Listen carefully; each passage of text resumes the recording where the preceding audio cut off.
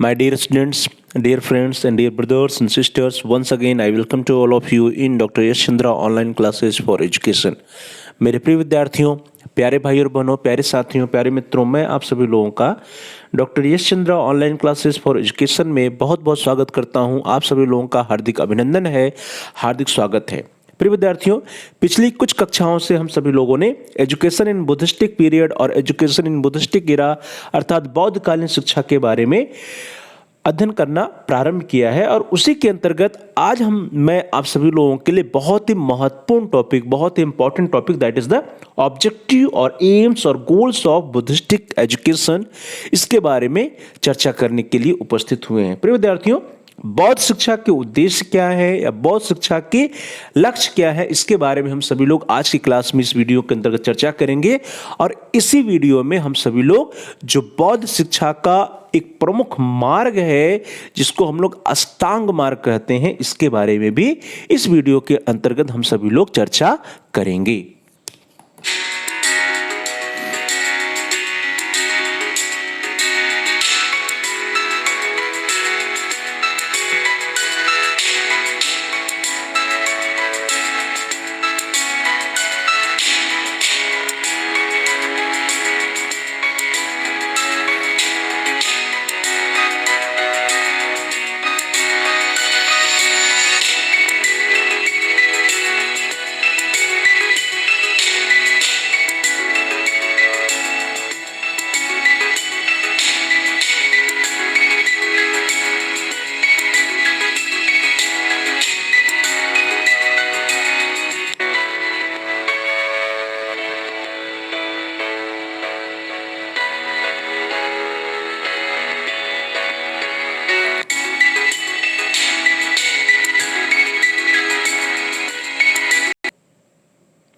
चलिए प्रिय विद्यार्थियों, स्टार्ट किया जाए। और आज का जो टॉपिक है बहुत ही इंपॉर्टेंट है, बहुत ही महत्वपूर्ण है और आज हम सभी लोग चर्चा करने चल रहे हैं कि बौद्धकालीन शिक्षा के उद्देश्य क्या थे, what were the objectives of Buddhistic education और what were the objectives of Buddhist education system.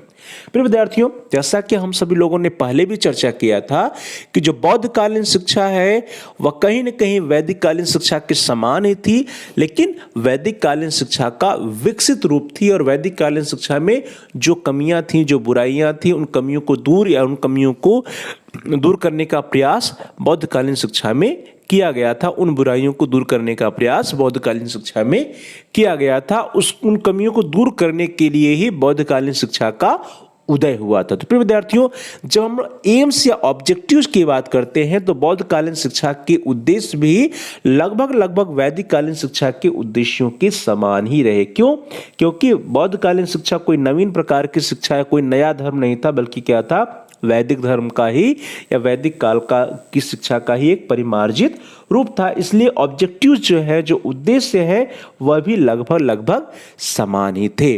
अब जब हम लोग बात करते हैं वैदिक काल या वैदिक कालीन शिक्षा की बुराइयों की, कमियों की, तो उन कमियों में सबसे पहले हम लोगों ने चर्चा किया था कि वैदिक कालीन शिक्षा में कर्म कांडों पे, यज्ञों पे, हवनों पे या आध्यात्मिक शिक्षा पर आवश्यकता से अधिक बल दिया जाने लगा था, जिसके कारण वैदिक कालीन शिक्षा को कर्मकांडी शिक्षा के नाम से भी जाना जाने लगा था। तो यहाँ पर वैदिक कालीन शिक्षा और बौद्ध कालीन शिक्षा में जो डिफरेंस है, जो अंतर है, वो अंतर केवल इतना था कि बौद्ध काल में आध्यात्मिक विकास पर अधिक जोर न दे करके यहाँ पर नैतिकता अथवा शील पर अधिक ध्यान दिया जाता था। ध्यान दीजिए प्रिय विद्यार्थियों, डिफरेंस कहाँ पर आ रहा है, अंतर कहाँ पे हो रहा है।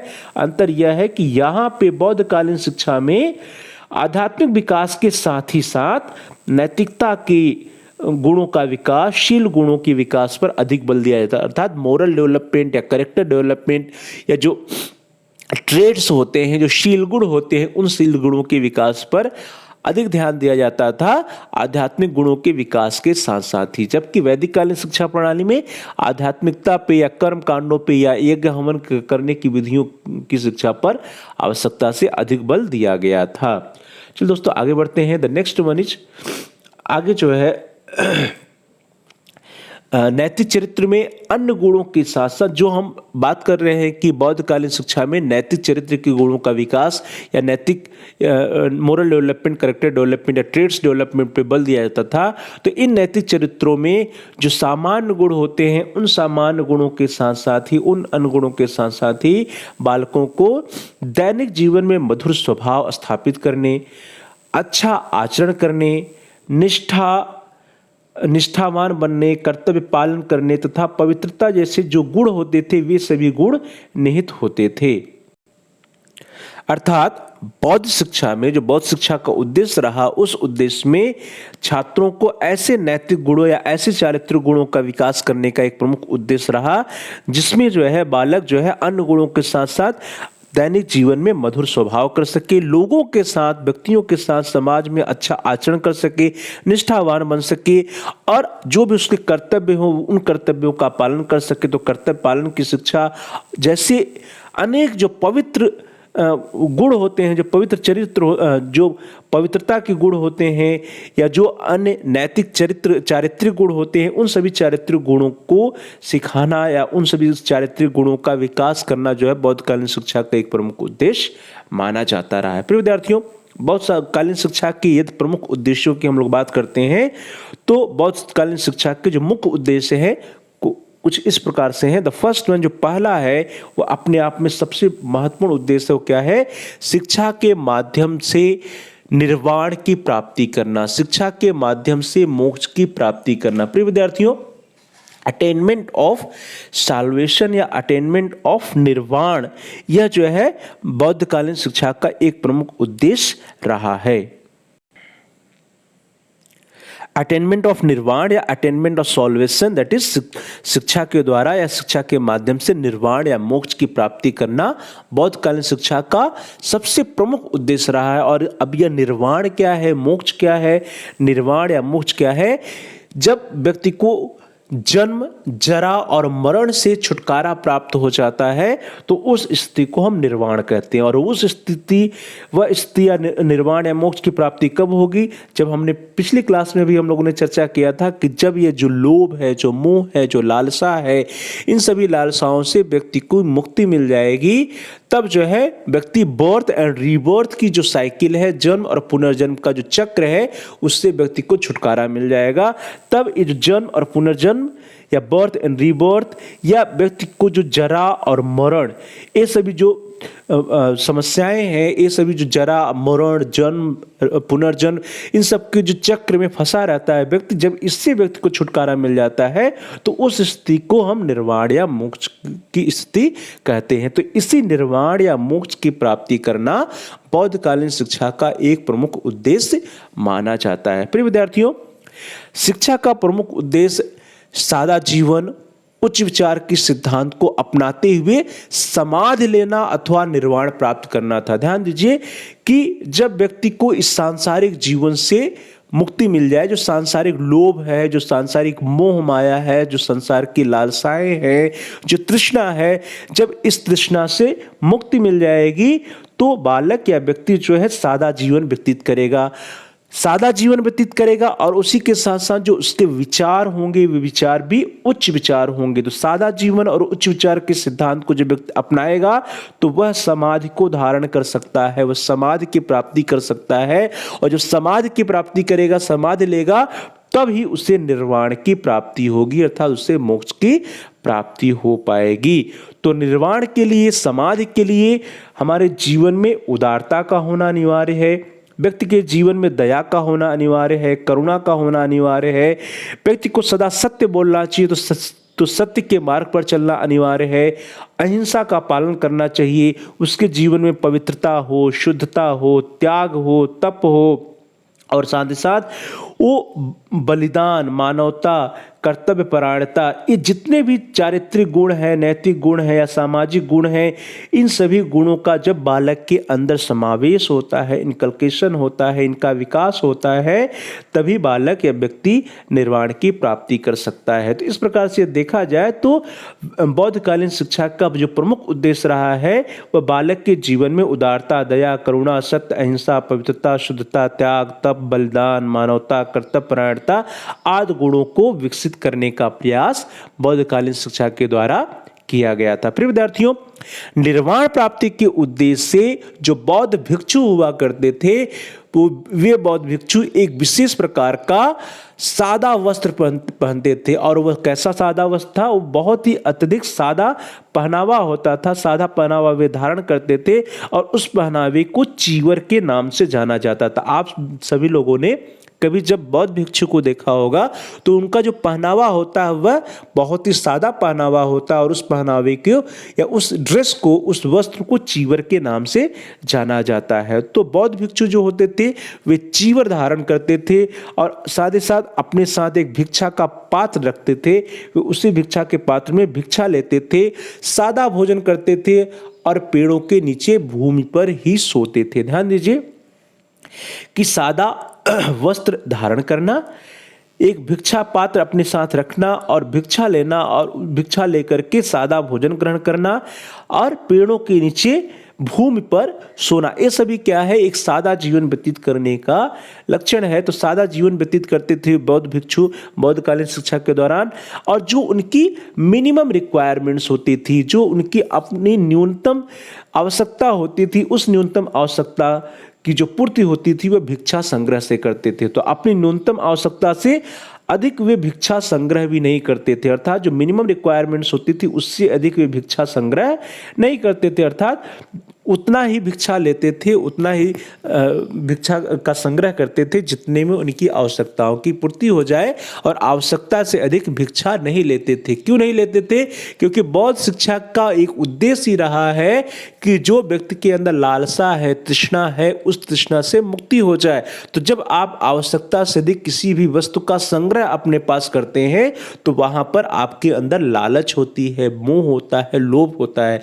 और इसी लोभ, मोह, लालच से छुटकारा पाना ही बौद्धकालीन शिक्षा का एक प्रमुख उद्देश्य रहा है। और उसी मार्ग पर चलते हुए जो बौद्ध भिक्षु हुआ करते थे वे न्यूनतम आवश्यकता से अधिक भिक्षा का संग्रह नहीं करते थे। और जितनी भी बातें मैंने आपको बताई कि चाहे सादा वस्त्र धारण करना हो या भिक्षा पात्र में भिक्षा लेकर के सादा भोजन ग्रहण करना हो या वृक्ष के नीचे पेड़ों के नीचे जीवन यापन करना हो या अपनी आवश्यकता से अधिक भिक्षा का संग्रह न करना हो, ये जो नियम थे, यह जो जीवन पद्धति था बौद्धकालीन शिक्षा के दौरान, जो बौद्ध कालीन शिक्षा प्रदान करने वाले टीचर्स होते थे, गुरु हुआ करते थे और साथ साथ जो बौद्ध भिक्षु जो शिक्षा प्राप्त करते थे, तो गुरु और शिष्य दोनों के लिए इसी जीवन पद्धति का निर्वाह करना आवश्यक था। अर्थात टीचर और स्टूडेंट्स सभी जो इसी जीवन पद्धति का निर्वाह किया करते थे, सादा जीवन और उच्च विचार का निर्वाह किया करते थे, सादा वस्त्र पहना करते थे और आवश्यकता से अधिक जो है भिक्षा का संग्रह नहीं किया करते थे, पेड़ों के नीचे जीवन यापन किया करते थे और अपने साथ भिक्षा पात्र रखते थे, उसी भिक्षा पात्र में भी भिक्षा लेकर के सादा भोजन ग्रहण किया करते थे। चलो दोस्तों आगे बढ़ते हैं। द नेक्स्ट वन, जो अगला उद्देश्य नेक्स्ट ऑब्जेक्टिव है, that is the formation of moral character या नैतिक चरित्र का निर्माण करना। प्रिय विद्यार्थियों, हमने प्रारंभ में ही चर्चा किया था कि बौद्धकालीन शिक्षा में नैतिक चरित्र या चारित्रिक गुणों का विकास, moral development, character development, traits development पे बहुत ही अधिक बल दिया गया था आध्यात्मिक गुणों के विकास के साथ साथ। तो द सेकेंड ऑब्जेक्टिव जो है, जो दूसरा उद्देश्य है, वो है फॉर्मेशन ऑफ मोरल कैरेक्टर या नैतिक चरित्र का निर्माण करना। तो बौद्धकालीन शिक्षा में या बौद्ध काल में नैतिक आचरण पर, चारित्रिक गुणों पर या नैतिक आचरण के विकास पर बहुत ही अधिक बल दिया जाता था और छात्रों में कर्तव्य पालन, सत्य बोलने, धर्माचरण करने, आत्मसंयम, करुणा, दया आदि नैतिक गुणों के विकास पर बल दिया जाता था। अर्थात हम कह सकते हैं कि बौद्धकालीन शिक्षा का एक प्रमुख उद्देश्य रहा है बालक के नैतिक विकास का या चारित्रिक विकास का, नैतिक गुणों के विकास का, चारित्रिक गुणों के विकास का, और जिसके अंतर्गत बालक को कर्तव्य पालन करने की शिक्षा, सत्य बोलने की शिक्षा, धर्माचरण करने की शिक्षा, आत्मसंयम की शिक्षा, करुणा की शिक्षा, दया की शिक्षा और इसके साथ साथ अन्य नैतिक गुणों, चारित्रिक गुणों की शिक्षा प्रदान की जाती रही है। तो the second objective is the very important, that is formation of moral character और डेवलपमेंट ऑफ कैरेक्टर। या हम कह सकते हैं चारित्रिक गुणों का विकास करना या नैतिक चरित्र का निर्माण करना। चलो दोस्तों आगे बढ़ते हैं। द नेक्स्ट वन, जो अगला ऑब्जेक्टिव है, that is the spread of Buddhistic religion या बौद्ध धर्म का प्रसार करना। प्रिय विद्यार्थियों, जितनी भी शिक्षा प्रणालियां आई हैं, चाहे आप वैदिक कालीन शिक्षा को देखेंगे या बौद्ध कालीन शिक्षा को देखेंगे या इसके उपरांत आप मुस्लिम कालीन शिक्षा को देखेंगे या फिर क्रिश्चियन मिशनरीज द्वारा जो प्रदान की जा रही थी एजुकेशन उसको देखेंगे, तो सभी जितनी भी काल की शिक्षा रही है जो किसी न किसी धर्म से प्रेरित थी, उन सभी धर्म से प्रेरित शिक्षा संस्थानों या उस समय की शिक्षा का एक प्रमुख उद्देश्य रहा है अपने धर्म का प्रचार प्रसार करना। तो उसी प्रकार से जो बौद्ध धर्म का प्रचार प्रसार करना भी बौद्ध शिक्षा का एक प्रमुख उद्देश्य रहा है, that is spread of Buddhistic religion. बौद्ध काल की शिक्षा संस्थाओं की स्थापना वास्तव में बौद्ध धर्म के प्रचार प्रसार के लिए बौद्ध भिक्षुओं को तैयार करने के उद्देश्य से की गई थी। ध्यान दीजिए कि जो बौद्ध मठ या बौद्ध विहार में बौद्ध भिक्षुओं को तैयार किया जाता था, बौद्ध भिक्षुओं को तैयार करने का प्रमुख उद्देश्य यही था कि बौद्ध धर्म का अधिक से अधिक प्रचार प्रसार किया जाए, बौद्ध धर्म के प्रति लोगों को अधिक से अधिक आकर्षित किया जाए। तो बौद्ध धर्म के प्रचार प्रसार के लिए बौद्ध शिक्षा के द्वारा बौद्ध भिक्षुओं को तैयार किया जाता था। प्रारंभ में बौद्ध मठों में केवल बौद्ध भिक्षुओं को ही प्रवेश दिया जाता था। ध्यान दीजिए कि जो बौद्ध शिक्षा के लिए जो बौद्ध मठ होते थे, बौद्ध विहार होते थे, उन बौद्ध मठों या बौद्ध विहारों में सिर्फ और सिर्फ किसको एडमिशन मिलता था?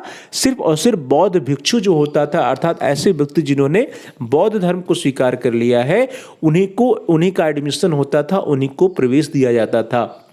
तो इससे यह स्पष्ट होता है कि प्रारंभिक काल में जो बौद्ध कालीन शिक्षा का एक प्रमुख उद्देश्य रहा है वो क्या रहा है? बौद्ध धर्म का प्रचार और प्रसार करना। बौद्ध धर्म का प्रचार प्रसार करने के उद्देश्य से ही बौद्ध शिक्षा के अंतर्गत सर्वप्रथम जो है सिर्फ और सिर्फ बौद्ध भिक्षुओं को प्रवेश दिया जाता था और बौद्ध शिक्षा के द्वारा बौद्ध भिक्षुओं का निर्माण बौद्ध मठों एवं बौद्ध विहारों में किया जाता था। चलो दोस्तों आगे बढ़ते हैं। द नेक्स्ट वन, जो अगला उद्देश्य है, that is the all round development of the personality. बालक के व्यक्तित्व का सर्वांगीण विकास करना। तो बालक के व्यक्तित्व का सर्वांगीण विकास करना एक महत्वपूर्ण उद्देश्य है जो जितनी भी शिक्षा प्रणालियां आई हैं उन सभी में इसकी बात चर्चा की गई। इसको कहा गया है कि बालक के व्यक्तित्व का सर्वांगीण विकास करना शिक्षा का एक प्रमुख उद्देश्य है। चाहे हम वर्तमान काल में मॉडर्न एजुकेशन सिस्टम के ऑब्जेक्टिव्स को देख लें, चाहे हम वैदिक कालीन शिक्षा प्रणाली की जो एजुकेशनल ऑब्जेक्टिव्स हैं शिक्षा के उद्देश्य उसकी चर्चा करें, तो हर जगह all round development of personality of the students की बात की गई है। तो उसी के समान बौद्ध मठों में विद्यार्थियों के शारीरिक विकास, विद्यार्थियों के मानसिक विकास, विद्यार्थियों के बौद्धिक विकास, नैतिक विकास, आध्यात्मिक विकास या जितने भी डायमेंशंस हो सकते हैं डेवलपमेंट के, उन सभी डायमेंशंस के डेवलपमेंट पर बल दिया जाता था। दैट में भी physical development, mental development, intellectual development, moral development, spiritual development या फिर डेवलपमेंट के जितने भी डायमेंशंस होते हैं सभी डायमेंशंस पर बल दिया जाता था। तो इस तरह से हम कह सकते हैं कि छात्रों के व्यक्तित्व का या छात्रों के पर्सनालिटी के ऑल राउंड डेवलपमेंट या सर्वांगीण विकास पर बल बौद्धकालीन शिक्षा के दौरान दिया जाता था। एक प्रमुख उद्देश्य रहा है बौद्धकालीन शिक्षा का कि छात्रों के व्यक्तित्व का सर्वांगीण विकास किया जाए। शिक्षा के द्वारा विद्यार्थी को श्रेष्ठ व कुशल मानव बनाने का प्रयास किया जाता था। प्रिय विद्यार्थियों, यह अपने आप में बहुत ही महत्वपूर्ण है, दैट इज ह्यूमन मेकिंग या मानव का निर्माण। आज की जो आधुनिक शिक्षा प्रणाली है, आधुनिक शिक्षा प्रणाली लोगों को शिक्षित तो कर दे रही है, लोग शिक्षित व्यक्ति तो बन जा रहे हैं, लेकिन लोग जो शिक्षित व्यक्ति बन रहे हैं उनके अंदर मानवता की कमी है, ह्यूमैनिटी की कमी है। आज जो व्यक्ति जितना ही अधिक शिक्षित है उसके अंदर उतनी ही अधिक बुराइयां देखने को मिलती हैं। जो व्यक्ति जितना ही अधिक शिक्षित है उसके अंदर मानवीय गुणों की उतनी ही अधिक कमी दृष्टिगोचर होती है। तो वैदिककालीन जो बौद्धकालीन शिक्षा थी, बौद्धकालीन शिक्षा का एक प्रमुख उद्देश्य रहा है कि विद्यार्थी को श्रेष्ठ व कुशल मानव बनाने का प्रयास किया जाना, जिससे वह व्यक्ति जो बालक है वह अपने पारिवारिक जीवन में, अपने सामाजिक जीवन में, अपने राजनैतिक, धार्मिक और आर्थिक जीवन में जो उसकी रिस्पॉन्सिबिलिटीज हैं, जो उसकी उत्तरदायित्व हैं, उन सभी उत्तरदायित्वों का निर्वाह वह सक्सेसफुली या सफलतापूर्वक रूप से कर सके। इसके लिए बालक को तैयार बौद्धकालीन शिक्षा के दौरान किया जाता था। बौद्धकालीन शिक्षा के दौरान बालक को एक ऐसा व्यक्ति या ऐसा मानव बनाने का प्रयास किया जाता था जिससे कि वह अपने पारिवारिक, सामाजिक, राजनीतिक, धार्मिक और आर्थिक क्षेत्रों के रिस्पॉन्सिबिलिटीज का या उत्तरदायित्वों का निर्वाह कर सके। द नेक्स्ट ऑब्जेक्टिव इज, अगला जो उद्देश्य है that is preparation for life, या जीवन के लिए तैयार करना। प्रिय विद्यार्थियों, सिर्फ और सिर्फ आध्यात्मिक ज्ञान से ही काम नहीं चलने वाला है, क्योंकि बालक का जो वास्तविक दुनिया है, जो रियल वर्ल्ड है, वो तब प्रारंभ होता है जब शिक्षा की समाप्ति हो जाती है। जब बालक बौद्ध मठ या बौद्ध विहार से शिक्षा समाप्त करने के उपरांत अपने वास्तविक जीवन में, सांसारिक जीवन में जाता है, तो वहां पे उसका असली जीवन स्टार्ट होता है। तो उस जीवन की तैयारी करना भी बौद्धकालीन शिक्षा का एक प्रमुख उद्देश्य रहा है, और उसी जीवन की तैयारी के लिए बालक को सांसारिक ज्ञान या व्यवहारिक ज्ञान भी प्रदान किया जाता था। तो इस तरह से बौद्ध शिक्षा व्यवस्था में धार्मिक शिक्षा के साथ ही साथ छात्रों को सांसारिक तथा व्यवहारिक ज्ञान भी दिया जाता था। जब बालक को सांसारिक और व्यवहारिक ज्ञान दिया जाता था, तभी सांसारिक और व्यवहारिक ज्ञान प्राप्त कर लेने के पश्चात ही बालक अपने गृहस्थ जीवन में जब प्रवेश करेगा, तो गृहस्थ जीवन में जो भी उसकी रिस्पॉन्सिबिलिटीज होती हैं अपने परिवार के प्रति, परिवार के सदस्यों के प्रति, समाज के प्रति, उनका निर्वाह वह सही तरीके से कर पाएगा, सफलतापूर्वक कर पाएगा। तो बालक के या छात्रों को सांसारिक और व्यवहारिक ज्ञान भी प्रदान किया जाता था, जिससे वे गृहस्थ जीवन में प्रवेश करने के उपरांत अपना तथा अपने परिवारजनों का पालन पोषण, भरण पोषण कर सकें। बालक अपने सांसारिक जीवन में या अपने जो उसका गृहस्थ जीवन हो, उस जीवन में सफल हो सके, इसके लिए बालक को कृषि की शिक्षा, पशुपालन की शिक्षा, कला कौशल की शिक्षा, कताई बुनाई, चित्रकला, संगीत, चिकित्सा, वाणिज्य आदि विषयों की शिक्षा प्रदान की जाती थी। तो इस तरह से बालक को आध्यात्मिक शिक्षा के साथ साथ ही व्यवहारिक शिक्षा या व्यवहारिक कौशलों को भी सिखाया जाता था, और उसके अंतर्गत बालकों को या छात्रों को कृषि कार्य की शिक्षा, पशुपालन की शिक्षा, कला कौशल, कताई बुनाई, चित्रकला, संगीत, चिकित्सा, वाणिज्य या अन्य विषयों की भी शिक्षा प्रदान की जाती रही है। चलिए दोस्तों आगे बढ़ते हैं। द नेक्स्ट वन, जो अगला उद्देश्य है वह अपने आप में बहुत ही महत्वपूर्ण है, दैट इज द कंजर्वेशन और preservation and development of culture, Sanskrit का संरक्षण एवं विकास करना। प्रिय विद्यार्थियों, आप सभी लोगों ने राष्ट्रीय शिक्षा नीति 2020 या नई शिक्षा नीति 2020 के बारे में सुना होगा, उसके बारे में कुछ चर्चा भी किया होगा, उसके बारे में कुछ आप लोगों ने पढ़ा भी होगा। तो उसमें जो सबसे पहला स्टेटमेंट है, जो सबसे पहले कहा गया है कि भारत की जो गौरवशाली संस्कृति रही है, जो गौरवशाली परंपरा रही है, उस गौरवशाली संस्कृति या उस गौरवशाली परंपरा को पुनर्जीवित करना ही नई शिक्षा नीति का एक प्रमुख उद्देश्य है। जैसे प्राचीन काल में भारत विश्व गुरु रहा है, उसी तरह से वर्तमान या आधुनिक शिक्षा प्रणाली के द्वारा हम पुनः विश्व गुरु बनने का प्रयास करेंगे। ऐसा जो है नई शिक्षा नीति 2020 में कहा गया है। तो प्रिय विद्यार्थियों, जो हमारी प्राचीन संस्कृति रही है, जो हमारी प्राचीन संस्कृति रही है, प्राचीन परंपरा रही है, उसको हमें कंजर्व करना, उसका संरक्षण करना और उसका विकास करना बहुत ही महत्वपूर्ण होता है, बहुत ही इंपॉर्टेंट होता है। तो बौद्धकालीन शिक्षा का भी एक प्रमुख उद्देश्य रहा है कि बौद्ध संस्कृति का संरक्षण करना और उसका विकास करना। बौद्धकालीन शिक्षा का एक प्रमुख उद्देश्य है बुद्ध के उपदेशों एवं भारतीय सांस्कृतिक धरोहरों को विद्यार्थियों को हस्तांतरित करना। ध्यान दीजिए, जो भी बुद्ध के उपदेश रहे हैं, बुद्ध के उपदेशों को ही बौद्ध दर्शन के नाम से जाना जाता है। तो बुद्ध के उपदेश या बौद्ध दर्शन और जो हमारी इंडियन कल्चर्स रही है, भारतीय संस्कृति जो धरोहर रहे हैं, इन धरोहरों को संरक्षित कर सकें और आने वाली पीढ़ियों तक उसको हस्तांतरित करना जो है बौद्धकालीन शिक्षा का एक प्रमुख उद्देश्य रहा है। प्रिय विद्यार्थियों, भिक्षुगण जो होते थे वे स्वयं जो है, जो हमारी भारतीय प्राचीन संस्कृति होती थी या बुद्ध के जो उपदेश होते थे, जो या बौद्ध जो दर्शन होते थे, उसके बारे में जो भिक्षुगण हुआ करते थे वे स्वयं अध्ययन करते थे, स्टडी करते थे, और जो कुछ भी उसमें बातें बताई गई हैं उसका वे अनुपालन करते थे, उसका परिपालन करते थे। और साथ ही साथ जो बौद्ध भिक्षु हुआ करते थे, जो भिक्षुगण हुआ करते थे, वे बौद्ध शिक्षा, बौद्ध दर्शन और अपनी भारतीय सांस्कृतिक धरोहरों की शिक्षा लोगों को प्रदान किया करते थे। तो इस तरह से यह एक बहुत ही महत्वपूर्ण उद्देश्य है, दैट इज कंजर्वेशन और preservation and development of culture. चलिए आगे बढ़ते हैं। The next objective is social development या सामाजिक विकास।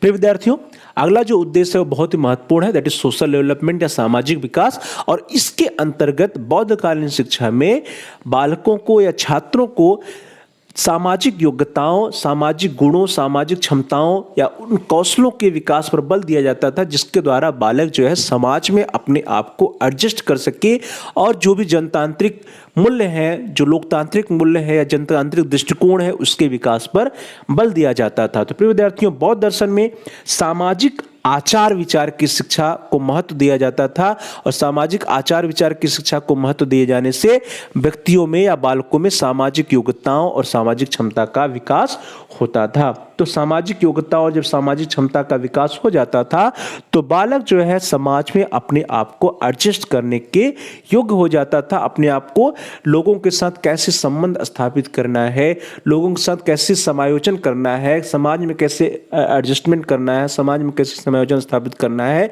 इन सब की शिक्षा बालक को बौद्धकालीन शिक्षा के दौरान प्रदान की जाती थी। सामाजिक विकास हेतु जनतांत्रिक दृष्टिकोणों को अपनाए जाने पर बौद्धकालीन शिक्षा में बल दिया जाता था कि जो भी जनतांत्रिक दृष्टिकोण होते हैं उन जनतांत्रिक दृष्टिकोणों का विकास बालक के अंदर करना बौद्धकालीन शिक्षा का एक प्रमुख उद्देश्य रहा है। द नेक्स्ट वन इज, अगला जो उद्देश्य है वो अपने आप में बहुत ही महत्वपूर्ण है, that is the follow up of अष्टांग मार्ग। प्रिय विद्यार्थियों, जब हम लोगों ने बौद्ध काल की शिक्षा की बात की या बौद्ध दर्शन की बात की, 4 आर्य सत्यों की बात की थी पिछले क्लास में, तो उन आर्य सत्यों में कहा गया था कि दुख है, दुखों का कारण है और दुखों का जो कारण है उसका निरोध किया जा सकता है, उसका जो निरोध कर सकते हैं, उसको जो रोक सकते हैं, उस निरोध को, उसके निरोध का जो रास्ता है, जो मार्ग है, वो कौन सा मार्ग है? वो अष्टांग मार्ग है। तो बौद्धकालीन शिक्षा का जो प्रमुख ऑब्जेक्टिव है, जो उद्देश्य है, वो क्या है? अष्टांगिक मार्ग का अनुसरण करना, द फॉलो अप ऑफ अष्टांग मार्ग। प्रिय विद्यार्थियों, आपके स्क्रीन पर एक चक्र चल रहा है। यह चक्र जो है वो बौद्ध धर्म का चक्र है जिसको कि धम्म चक्र के नाम से जाना जाता है। अब यदि आप इस चक्र को ध्यान से देखें, इस चक्र में आप देखेंगे कि 8 स्पोक्स हैं, 8 तिल्लियां हैं। ये जो 8 तिल्लियां हैं प्रिय विद्यार्थियों, ये 8 तिल्लियां जो है बौद्ध धर्म के 8 मार्गों को इंडिकेट कर रही हैं, 8 मार्गों को दिखा रही हैं। तो बौद्ध प्रतीकों में प्रायः अष्टांग मार्ग को धर्म चक्र की 8 तिल्लियों के द्वारा, 8 स्पोक्स के द्वारा निरूपित किया जाता है, दिखाया जाता है। प्रिय विद्यार्थियों, जब अष्टांग मार्ग की हम लोग बात करते हैं तो अष्टांग मार्ग के जो 8 मार्ग हैं वे सभी मार्ग जो है सम्यक शब्द से प्रारंभ होते हैं। और सम्यक शब्द का क्या अर्थ होता है? सम्यक शब्द का अर्थ होता है राइट, अच्छा या सही। तो जितने भी अष्टांग मार्ग में जितने भी 8 मार्ग हैं वे सभी मार्ग क्या होंगे? राइट पाथ होंगे, सम्यक मार्ग होंगे, अच्छे मार्ग होंगे, सही मार्ग होंगे। और वे वही मार्ग होंगे जिनका जो है बालक को अपने जीवन में अनुसरण करना चाहिए या बौद्ध शिक्षा के दौरान जो है जिनका अनुसरण करने पर बल दिया जाता था। प्रिय विद्यार्थियों, महात्मा गौतम बुद्ध के अनुसार दुख से मुक्ति पाना ही मानव जीवन का लक्ष्य है। हमने प्रारंभ में ही चर्चा किया था कि मनुष्य का जो जीवन है वो दुखों से भरा पड़ा है, दुखों से परिपूर्ण है। और उन दुखों का कारण है, दुखों का कारण क्या है? व्यक्ति के अंदर जो लोभ है, जो लालच है, जो लालसाएं हैं, जो तृष्णा है, यही तृष्णा, यही मोह, यही लालसाएं जो है व्यक्ति के दुखों का कारण है। और इन दुखों से बालक या व्यक्ति जो है निवृत्त भी हो सकता है, इन दुखों पर का निरोध भी किया जा सकता है। तो इन दुखों से मुक्ति पाना ही मानव जीवन का लक्ष्य है और वो जो लक्ष्य है उस लक्ष्य की प्राप्ति अष्टांगिक मार्ग के द्वारा होती है। तो इन दुखों से मुक्त होने का, इन दुखों से मुक्त पाने का जो मार्ग गौतम बुद्ध जी के द्वारा दिखाया गया था वो मार्ग था अष्टांगिक मार्ग। तो इसी अष्टांगिक मार्ग की हम लोग चर्चा करेंगे कि वह अष्टांगिक मार्ग क्या है। प्रिय विद्यार्थियों, भगवान बुद्ध ने सज्जीवन के लिए जो अष्टांग मार्ग प्रदर्शित किया है उसका अनुपालन करना जो है बौद्धकालीन शिक्षा का एक प्रमुख उद्देश्य रहा है। सज्जीवन मीन्स अच्छा जीवन व्यतीत करने के लिए प्रत्येक बालक को, प्रत्येक व्यक्ति को, प्रत्येक छात्र को इन अष्टांग मार्गों का या 8 मार्गों का फॉलोअप करना चाहिए, उसको अपने जीवन में उतारना चाहिए और उन्हीं अष्टांग मार्ग का अनुपालन करना बौद्धकालीन शिक्षा का एक प्रमुख उद्देश्य रहा है। प्रिय विद्यार्थियों, आपके स्क्रीन पर देखिए एक सिंबल दिखाई दे रहा है, वो क्या है? एक धर्म चक्र है। जो धर्म चक्र है इसमें यदि आप लोग काउंट करेंगे तो कुल आपको 8 तीलियां दिखाई देंगी, 1 2 3 4 5 6 7 8। तो क्या है, the 8 spokes dharma wheel symbolize the noble 8 fold path. ये 8 फोल्ड पाथ है या अष्टांग मार्ग है। ये जो धर्म चक्र है इसमें 8 तीलियां है। 8 तीलियां जो है 8 फोल्ड पाथ को या अष्टांग मार्ग को प्रदर्शित कर रही हैं। विद्यार्थियों, अब हम लोग बात कर लेते हैं कि वे अष्टांग मार्ग हैं कौन कौन से। तो जो पहला है, द फर्स्ट वन इज सम्यक दृष्टि, या हमको इसको सम्मा दिट्ठी भी कहते हैं, दैट इज राइट व्यू और करेक्ट व्यू। फिर विद्यार्थियों, तो इस सम्यक दृष्टि क्या है, सम्मा दिट्ठी क्या है, what is the meaning of right view या करेक्ट व्यू, इसके बारे में देखते हैं। तो प्रिय विद्यार्थियों, सम्मा दिट्ठी या सम्यक दृष्टि का जो अर्थ है, सम्यक दृष्टि का अर्थ है कर्म कांड के क्रियाकलाप की प्रभावोत्पादकता में विश्वास न रखने तथा शास्त्रों की पवित्रता की मिथ्या धारणा से मुक्त या स्वतंत्र होना। यहाँ पे थोड़ा ध्यान दीजिएगा कि बौद्ध काल में या बौद्ध दर्शन के अनुसार जो पहला मार्ग है वो मार्ग है सम्यक दृष्टि या सम्मा दृष्टि या राइट व्यू या करेक्ट व्यू। और करेक्ट व्यू किसे कहा जा रहा है, करेक्ट व्यू से अभिप्राय है जो कर्म कांड होते हैं। जैसा कि हम लोगों ने वैदिक कालीन शिक्षा के दौरान चर्चा किया था कि वैदिक कालीन शिक्षा में कर्म कांडों की बहुलता थी। तो जो कर्म कांड के क्रियाकलाप होते हैं उसमें हमें विश्वास नहीं रखना है।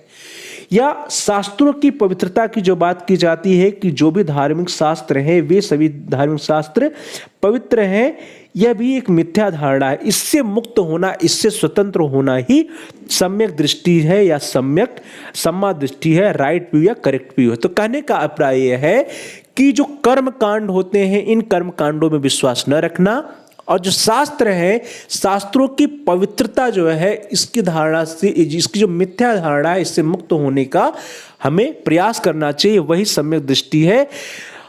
कहा जाता है कि जो शास्त्र हैं, जब हम लोगों ने वैदिक काल के बारे में चर्चा किया था तो उसमें हमने देखा था कि उसमें माना जाता था कि जो वेद है या वैदिक धर्मशास्त्र हैं, जो आध्यात्मिक धर्मशास्त्र, उनमें जो भी बातें कही गई हैं वे समस्त बातें सही हैं और उस पर आप किसी भी प्रकार का डिस्कशन नहीं कर सकते हैं, रीजनिंग नहीं कर सकते हैं, तर्क वितर्क नहीं कर सकते हैं।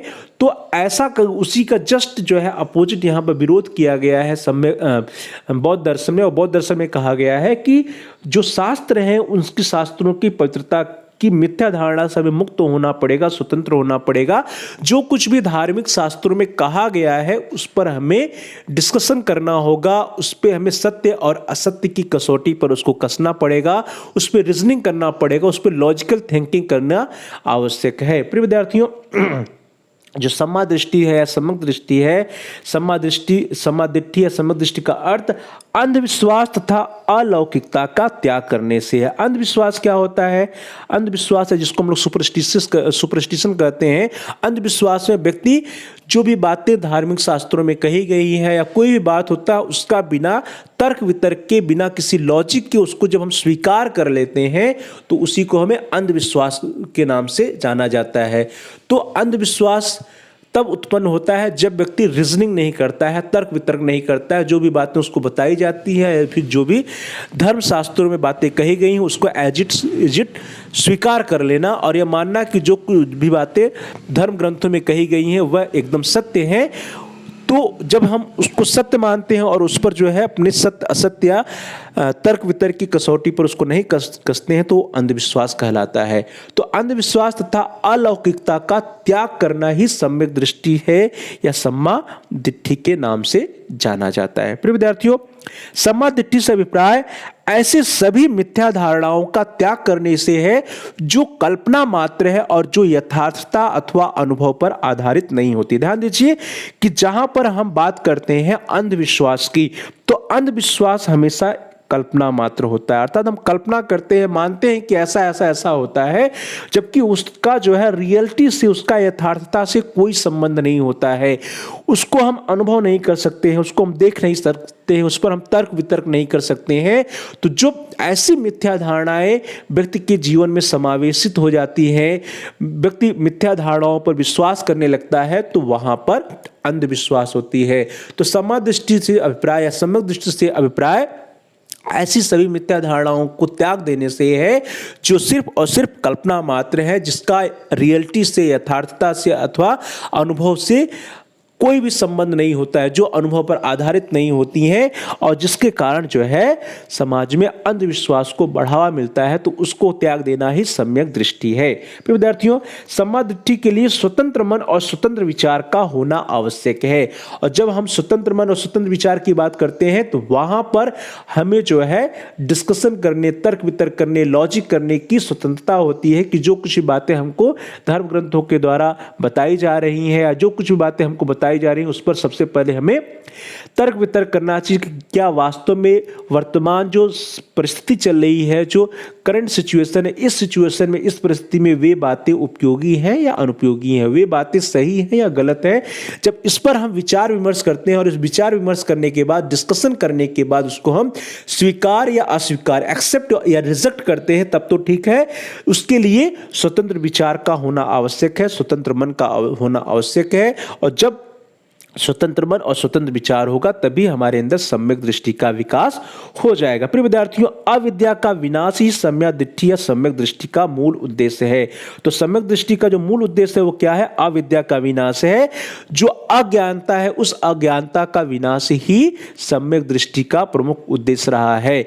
अविद्या का विनाश हम तब कर पाएंगे जब हमारा जो व्यक्ति जो है स्वतंत्र मन से स्वतंत्र चिंतन करेगा, तर्क वितर्क करेगा, डिस्कशन करेगा, विचार विमर्श किसी भी बात पर करेगा, तब जो है उसके अंदर जो अविद्या है, अज्ञानता है, जो अंधविश्वास है, जो अंधविश्वास है उसका निवारण हो सकेगा। अविद्या क्या या अज्ञानता का विनाश हो सकेगा, अज्ञानता से मुक्ति मिल सकेगी। तो प्रिय विद्यार्थियों, अविद्या के कारण ही इस जगत तथा आत्मा के संबंध में व्यक्तियों के अंदर मिथ्या दृष्टि उत्पन्न होती है। अर्थात जो हम अंधविश्वास का जीवन जीते हैं, उस अंधविश्वास के जीवन जीने के कारण हमारा जो अविद्या है, अज्ञानता है, वो अज्ञानता या अविद्या के कारण ही हम जो है इस जगत तथा आत्मा के संबंध में मिथ्या दृष्टि रखते हैं। अर्थात मिथ्या दृष्टि जो हमारे अंदर है वो हमारी अविद्या के कारण है। और यही अविद्या, यही अज्ञानता जो है वो कारण है जिसके कारण कोई भी व्यक्ति जो है अनित्य, दुखदायी, क्षणिक तथा सतत परिवर्तनशील अनात्म वस्तु को नित्य सुखदायी तथा अस्थायी और आत्मरूप मान लेता है। अर्थात जब व्यक्ति जो है इस लौकिक जीवन को, इस सांसारिक जीवन को, इस भौतिक जीवन को ही मुख्य जीवन या प्रमुखता देने लगता है, इसी को सत्य मानने लगता है, तो उसका कारण कुछ नहीं है। उसका कारण हमारे अंदर जो अज्ञानता है, जो अविद्या है, वही अविद्या है। और उसी अविद्या के कारण, उसी अज्ञानता के कारण व्यक्ति या बालक जो अनित्य, दुखदायी, क्षणिक तथा सतत परिवर्तनशील अनात्म वस्तु है, जिसके अंदर कोई आत्मा नहीं है, उसी वस्तु के पीछे व्यक्ति दिन रात भागता है, दौड़ता है और उसी को नित्य, सुखदायी तथा अस्थायी और आत्मरूप मानने लगता है। तो इसके पीछे कौन सा कारण है? इसके पीछे हमारे अंदर जो अविद्या होती है, अज्ञानता होती है, यही अज्ञानता या यही अविद्या उसका मूल कारण है। जब व्यक्ति को ज्ञान की प्राप्ति हो जाती है, जब व्यक्ति को विद्या की प्राप्ति हो जाती है, तो ज्ञान की प्राप्ति के फलस्वरूप जो शिक्षित व्यक्ति होता है, शिक्षित व्यक्ति इन वस्तुओं के यथार्थ रूप को पहचान लेता है। वह पहचान लेता है कि जो ये भौतिक चीजें हैं, जो ये सांसारिक चीजें हैं, इन सांसारिक चीजों का, इन भौतिक चीजों का कोई भी महत्व नहीं है। और इसके प्रति जो व्यक्ति के अंदर तृष्णा है, लालच है, मोह है, माया है, ये सब जो है क्षणिक है, इसका हमारे जीवन में कोई भी महत्व नहीं है। तो ज्ञान प्राप्ति के फलस्वरूप शिक्षित व्यक्ति वस्तुओं के रियल जो उसका नेचर है, जो उसका यथार्थ स्वरूप है, उसको पहचान लेता है और इसी को पहचान लेने को ही सम्यक दृष्टि के नाम से जाना जाता है। तो प्रिय विद्यार्थियों, इस तरह जो मेन ऑब्जेक्टिव हो, जो शिक्षा का पहला उद्देश्य होना चाहिए, शिक्षा का पहला उद्देश्य बालकों को या विद्यार्थियों के अंदर सम्यक दृष्टि का विकास करना होना चाहिए। शिक्षा का पहला कार्य शिक्षार्थी को सम्यक दृष्टि प्रदान करना होना चाहिए। और जब बालक को या विद्यार्थी के अंदर सम्यक दृष्टि का विकास हो जाएगा तो वह जो है इस इन अनात्म वस्तुओं के पीछे, इन सांसारिक वस्तुओं के पीछे नहीं भागेगा, नहीं दौड़ेगा, और उसको पता, और वो किसी भी प्रकार के अंधविश्वास को एक्सेप्ट नहीं करेगा, स्वीकार नहीं करेगा। जो भी बातें उसको बताई जाएंगी या धर्मशास्त्रों की जो भी बातें होंगी उसको वह तर्क वितर्क करेगा, उस पर उसको रीजनिंग करेगा, लॉजिक करेगा, डिस्कशन करेगा, उसके बाद उसको वह स्वीकार करेगा और ज्ञान प्राप्त कर लेने के फलस्वरूप उसके अंदर किसी प्रकार की तृष्णा या लोभ या मोह या लालसा नहीं रह जाएगी। चलो दोस्तों आगे बढ़ते हैं। तो पहला जो सम्यक मार्ग हुआ अष्टांग मार्ग में, the first one was right view और करेक्ट व्यू, जिसको हम लोग सम्यक दृष्टि या सम्मा दृष्टि कहते हैं। जो दूसरा मार्ग है प्रिय विद्यार्थियों, दैट इज राइट थॉट और करेक्ट थॉट, जिसको हम लोग सम्मा संकल्प या सम्यक संकल्प के नाम से जानते हैं। तो सबसे पहले हम लोगों ने सम्यक दृष्टि के अंतर्गत राइट नॉलेज या ज्ञान क्या है उसके बारे में चर्चा किया कि वास्तविक ज्ञान या रियल ज्ञान क्या है। अब बात करते हैं सम्मा संकल्प की या सम्यक संकल्प के, राइट थॉट और करेक्ट थॉट की। तो कहा जाता है कि केवल ज्ञान प्राप्त कर लेने से ही दुखों का अंत नहीं हो जाता है, अर्थात सिर्फ और सिर्फ ज्ञान को प्राप्त कर लेना ही पर्याप्त नहीं है। ज्ञान को प्राप्त कर लेने के बाद जब उस ज्ञान को हम अपने जीवन में समाहित करते हैं वह ज्यादा महत्वपूर्ण है, अर्थात ज्ञान को प्राप्त कर लेने के उपरांत बालक उन ज्ञानों को, उस ज्ञान को, उस नॉलेज को अपने जीवन में उतारे। ज्ञान को प्राप्त कर लेने के बाद बालक उसके अनुसार अपने जीवन को जब बिताने का संकल्प लेता है तो उसी को कहते हैं सम्यक संकल्प। तो प्रिय विद्यार्थियों, केवल ज्ञान प्राप्त कर लेने से ही दुखों का अंत नहीं हो जाएगा, जब तक कि बालक या व्यक्ति जो है उसके अनुसार, जो भी ज्ञान उसने प्राप्त किया है उसके अनुसार जीवन को बिताने का निश्चय नहीं करता है। प्रिय विद्यार्थियों, दूसरों के प्रति किसी भी प्रकार का द्वेष की भावना का त्याग कर देना चाहिए, अर्थात बालक के अंदर, व्यक्ति के अंदर दूसरों के प्रति किसी भी प्रकार की द्वेष भावना नहीं होनी चाहिए। द्वेष का त्याग करना, जो सांसारिक विषय हैं, जो सांसारिक वस्तुएं हैं, इन सांसारिक विषयों या इन सांसारिक वस्तुओं से विरक्ति का भाव तथा हिंसा का त्याग करने का निश्चय करना ही सम्यक संकल्प या सम्मा संकल्प है।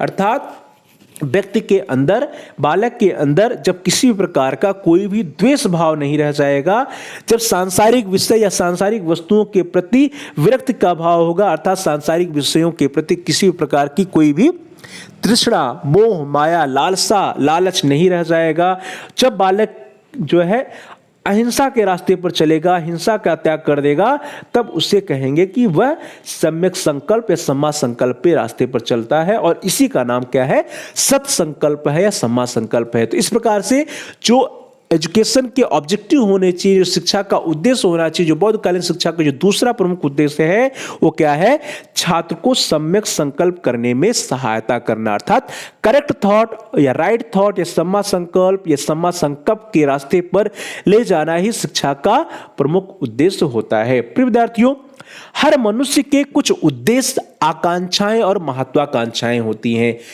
जितने भी इंसान हैं, जितने भी मानव हैं, सभी मानव, सभी बालक, सभी व्यक्ति की कुछ उद्देश्य है, आकांक्षाएं हैं, सभी की कुछ महत्वाकांक्षाएं हैं, और सम्मा संकल्पों के अनुसार ऐसे उद्देश्य, ऐसी आकांक्षाएं, ऐसी महत्वाकांक्षाएं जो होनी चाहिए व्यक्ति की, जो बालक की, वे कैसी होनी चाहिए, वे समस्त उद्देश्य, समस्त आकांक्षाएं, समस्त महत्वाकांक्षाएं उच्च स्तर की होनी चाहिए, सराहनीय होनी चाहिए।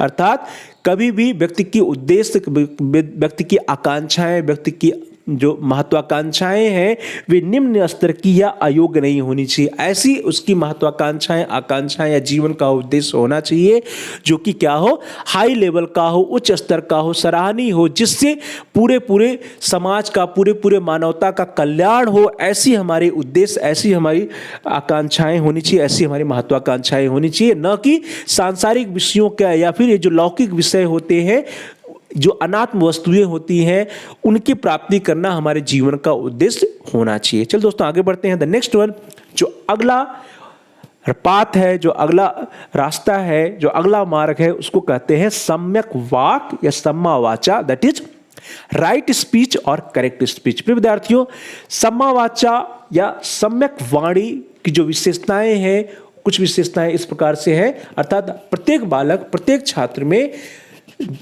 प्रत्येक छात्र की जो वाणी होनी चाहिए वो कैसी होनी चाहिए, सम्यक वाणी होनी चाहिए। उसकी जो वाच होनी चाहिए वो सम्यक वाचा होनी चाहिए। और उसकी जो प्रमुख विशेषताएं है वह यह है कि जो बालक या मनुष्य हमेशा सत्य बोले, मनुष्य कभी भी असत्य न बोले। मीन्स हमेशा आपको सत्य बोलना है, कभी भी असत्य नहीं बोलना है। बालक या मनुष्य कभी भी दूसरों की बुराई ना करे, पर निंदा ना करे, अर्थात मनुष्य जो है पर निंदा से दूर रहे। मनुष्य किसी के लिए भी किसी भी प्रकार का कोई क्रोध ना करे और गाली गलौच वाली भाषा का प्रयोग ना करे। गाली गलौच वाली भाषा का प्रयोग न करना, किसी भी प्रकार का क्रोध न करना, हमेशा सत्य बोलना, पर निंदा न करना, दूसरों की बुराई न करना, ये सभी जो है सम्यक वाक्य सम्मा वाचा के अंतर्गत आती हैं। मनुष्य सभी के साथ दया से भरी तथा विनम्र वाणी का व्यवहार करे, अर्थात बालक को सभी के साथ विनम्र वाणी का व्यवहार करना चाहिए। किसी मनुष्य को व्यर्थ की या मूर्खतापूर्ण बातों में नहीं पड़ना चाहिए, बल्कि उसकी वाणी बुद्धिसंगत और सार्थक होनी चाहिए। ध्यान दीजिए कि किसी भी मनुष्य को बौद्ध दर्शन के अनुसार जो सम्यक वाच या करेक्ट स्पीच उसके अंतर्गत कहा गया है कि किसी मनुष्य को व्यर्थ की या मूर्खतापूर्ण बातों में नहीं पड़ना चाहिए, बल्कि प्रत्येक व्यक्ति की, प्रत्येक बालक की जो वाणी होनी चाहिए कैसी होनी चाहिए, बुद्धिसंगत होनी चाहिए और सार्थक होनी चाहिए। तो ये सभी जो विशेषताएं हैं वो सम्मा वाचा या सम्यक वाणी की विशेषताएं हैं और इनका विकास करना बौद्धकालीन शिक्षा का एक प्रमुख उद्देश्य रहा है। सम्यक वाणी या सम्यक वाचा का व्यवहार किसी भय अथवा पक्षपात के कारण नहीं होना चाहिए। प्रिय विद्यार्थियों, जिन विशेषताओं के बारे में हम लोगों ने चर्चा किया कि सम्यक वाणी की प्रमुख विशेषताएं होनी चाहिए कि वे सदा सत्य बोले, पर निंदा ना करे, उसकी जो विचार हैं वे दूसरे के प्रति अच्छे विचार हों, या जो भी विशेषता, जिन विशेषताओं के बारे में हम लोगों ने चर्चा किया, तो कहा जाता है कि जो सम्यक वाणी होनी चाहिए वह किसी भी भय के कारण नहीं होनी चाहिए, किसी भी पक्षपात के कारण नहीं होना चाहिए, बल्कि उसका जो व्यवहार होना चाहिए वह निर्भय होना चाहिए, किसी भी प्रकार के पक्षपात से मुक्त होना चाहिए। सम्यक वाणी का संबंध इससे नहीं होना चाहिए कि कोई श्रेष्ठ मनुष्य उसके कार्य के बारे में क्या सोचता है अथवा सम्यक वाणी के व्यवहार के कारण क्या हानि हो सकती है। अर्थात जब हम बात करते हैं कि सदा सत्य बोलना चाहिए, तो सत्य बोलने के समय हमको यह नहीं सोचना चाहिए कि कोई भी श्रेष्ठ मनुष्य, श्रेष्ठ व्यक्ति जो है उसके बारे में क्या सोचेगा, या उसको सत्य बोलने से किसी का या उस व्यक्ति विशेष का क्या हानि हो सकती है। अर्थात हमें हमेशा हर परिस्थिति में सत्य बोलना चाहिए। सम्मा वाचा का जो मापदंड है, सम्मा वाचा का मापदंड न किसी ऊपर के मनुष्य की आज्ञा है और न किसी मनुष्य के व्यक्तिगत लाभ के लिए। अर्थात जब हम करेक्ट स्पीच की बात करते हैं तो करेक्ट स्पीच के दौरान हम ये नहीं देखते हैं कि कोई व्यक्ति या कोई ऊपर का मनुष्य जो है हमें ऑर्डर करे, आज्ञा करे, या उसके प्रभाव में आकर के उसकी डर की वजह से हम सत्य बोल रहे हों, या मेरे सत्य बोलने से किसी भी व्यक्ति का कोई व्यक्तिगत लाभ हो या किसी का कोई हानि हो, इससे जो है सम्यक वाक या सम्मा वाचा प्रभावित नहीं होता, राइट स्पीच प्रभावित नहीं होता। तो एजुकेशन का, शिक्षा का तीसरा जो प्रमुख लक्ष्य होना चाहिए वह होना चाहिए बालकों के या व्यक्तियों की वाणी को संयमित बनाना, बालकों के या व्यक्तियों के अंदर सम्यक वाणी का विकास करना। शिक्षित व्यक्ति जो होता है, जो एजुकेटेड पर्सन, जिसको हम वास्तविक में रियल में कहेंगे कि यह व्यक्ति शिक्षित व्यक्ति है, तो शिक्षित व्यक्ति कभी भी दूसरों की निंदा नहीं करता। ध्यान दीजिए, आप सभी लोग एजुकेशन ग्रहण कर रहे हैं, आप सभी लोग शिक्षा ले रहे हैं, तो शिक्षित व्यक्ति का जो लक्षण होता है वह लक्षण यह है कि शिक्षित व्यक्ति जो है कभी भी दूसरों की निंदा नहीं करता है, कभी भी दूसरों के बारे में बुरा नहीं सोचता है, अप्रिय तथा मिथ्यावाणी का व्यवहार कभी भी नहीं करता है, और साथ ही साथ कोई भी व्यक्ति अत्यधिक वाचाल नहीं होता। जो शिक्षित व्यक्ति होता है वह अत्यधिक वाचाल नहीं होता है, उसकी जो वाणी होती है वह संयमित होती है, वह दूसरों की निंदा नहीं करता है, पर निंदा नहीं करता है, सदा सत्य बोलता है। तो इस प्रकार से संयमित वाणी का व्यवहार ही सम्यक वाक कहलाता है, और इसी सम्यक वाक या सम्यक वाणी का विकास करना शिक्षा का प्रमुख उद्देश्य रहा है। चलो दोस्तों आगे बढ़ते हैं। नेक्स्ट वन, जो अगला पाथ है, अगला जो रास्ता है, जो चौथा है, द फोर्थ वन इज सम्यक कर्म या सम्मा कम्मान, दैट इज राइट एक्शन और करेक्ट एक्शन। प्रिय विद्यार्थियों, सम्मा कमन तो सही व्यवहार या कर्म की शिक्षा देता है। अर्थात जब हमने सीख लिया कि सही ज्ञान क्या है, तो उसके अनुसार हम अपने जीवन उसको हम अपने जीवन में उतारते हैं। और साथ ही साथ हम हमेशा जो हमारी वाणी है वो क्या है, सम्यक वाणी होनी चाहिए। और उसी के अनुसार जो हमारा कर्म है, जो हमारा व्यवहार है, वो भी क्या होना चाहिए, सम्यक होना चाहिए। सम्मा का मन तो सही व्यवहार है, कर्म की शिक्षा देता है। यह सिखाता है कि हमारे हर कार्य का आधार दूसरों की भावनाओं और अधिकारों का आदर होना चाहिए। ध्यान दीजिए, जो भी हम कर्म कर रहे हो, जो भी हम काम कर रहे हो, हमेशा हमें यह सोचना चाहिए कि हमारे कर्म से, हमारे कार्य से क्या सामने वाले का या दूसरे की भावनाओं को किसी प्रकार कोई ठेस तो नहीं पहुंच रहा है, या दूसरे की जो अधिकार है, जो उसका जो राइट है, उसके अधिकारों का हनन तो नहीं हो रहा है, या फिर हमारे कर्मों से, हमारे कार्यों से दूसरों को दुख तो नहीं पहुंच रहा है, या दूसरों का अहित तो नहीं हो रहा है। तो जब हम इन बातों को अपने स्मरण रखते हैं, अपने ध्यान में रखते हैं और उसके अनुसार अपने कर्म को करते हैं, तो वह कर्म जो है सम्मा कम्मांत या सम्यक कर्म कहलाता है। तो प्रिय विद्यार्थियों, जो सम्मा कम्मांत या सम्यक कर्म है वह सिखाता है कि हमारा जो हर कार्य है, हर कार्य का जो बेस है, आधार है, वह दूसरों की भावनाओं और अधिकारों का आदर करना होना चाहिए। प्रिय विद्यार्थियों, जो सम्यक कर्मांत का मापदंड है, सम्यक कर्मांत का मापदंड आचरण की धारा जो अस्तित्व के आधारभूत नियम के साथ समन्वित होनी चाहिए। अर्थात सम्मा कर्मांत का जो मापदंड है वह मापदंड है कि आचरण की वह धारा होनी चाहिए, आचरण की वह धारा जो अस्तित्व के आधारभूत नियमों के साथ समन्वय स्थापित कर सके। वह मापदंड जो है सम्यक कर्मांत की मापदंड है। अर्थात जो हमारा कर्म है, हमारा कर्म ऐसा होना चाहिए जो हर व्यक्ति के, हर मनुष्य के लिए हितकारी हो, किसी भी मनुष्य के अधिकारों या भावनाओं को हमें अपने कर्म, अपने कार्यों से ठेस नहीं पहुंचाना चाहिए। जब किसी मनुष्य के कार्य इन नियमों से समन्वय रखते हैं तो उसके कार्य को हम सम्यक कर्म कहते हैं। तो उसके कार्य को सम्यक कर्म के अनुरूप समझा जाता है। तो हमें बालक के अंदर, व्यक्तियों के अंदर इस प्रकार की शिक्षा प्रदान करनी है जिससे कि बालक या व्यक्ति का जो कार्य है वो उसके अंदर ऐसी भावना का विकास हो सके कि उसके कार्य के द्वारा कभी भी किसी दूसरे व्यक्ति की भावनाओं, दूसरे व्यक्ति के अधिकारों का हनन ना हो। वह हमेशा उसकी भावना और उसकी जो कर्तव्य है वे दूसरे व्यक्ति की भावना और दूसरे व्यक्ति के अधिकारों का आदर करने वाला हो। प्रिय विद्यार्थियों, शिक्षित मनुष्य का जो कार्य है वह हमेशा संयमित और शुभ होता है।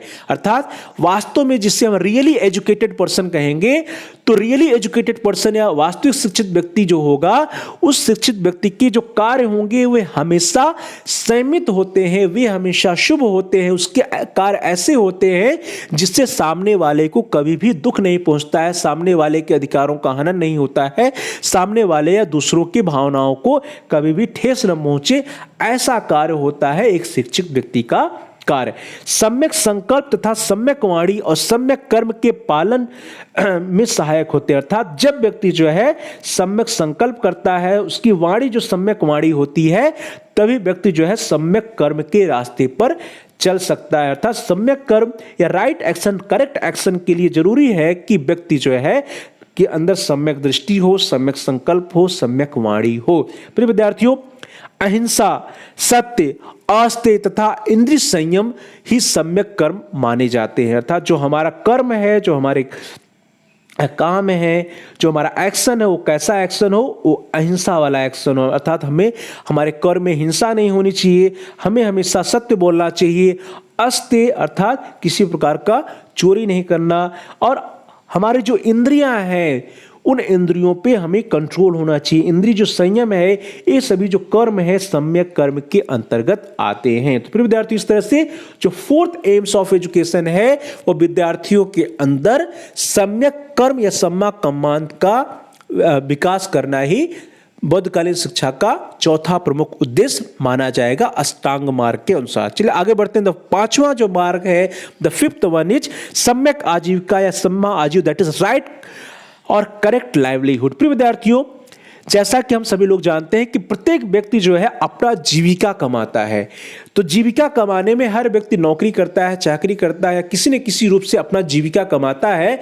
लेकिन हमेशा हमें यह ध्यान रखना चाहिए कि जो हम जीविका अपना कमा रहे हैं, जो जीविकोपार्जन कर रहे हैं, वो धन जिसको हम प्राप्त कर रहे हो, जिस धन से हम अपने परिवार का पालन पोषण करने जा रहे हैं, उस धन को कमाने का जो रास्ता होना चाहिए वह रास्ता हमेशा कैसा होना चाहिए? अच्छा रास्ता होना चाहिए। उस धन को कमाने के जो तरीके होने चाहिए हमेशा अच्छे होने चाहिए। तो प्रिय विद्यार्थियों, प्रत्येक व्यक्ति को अपनी जीविका कमानी ही होती है, लेकिन अपनी जीविका कमाने के कुछ तरीके होते हैं। हर व्यक्ति किसी न किसी तरीके से अपनी जीविका कमाता है, लेकिन जो सम्यक आजीविका है या सम्मा आजीव है, उसके अंतर्गत जो तरीके होते हैं जीविका कमाने के, वे तरीके जो है हमेशा अच्छे होने चाहिए। तो तरीके कुछ बुरे होते हैं, कुछ अच्छे होते हैं।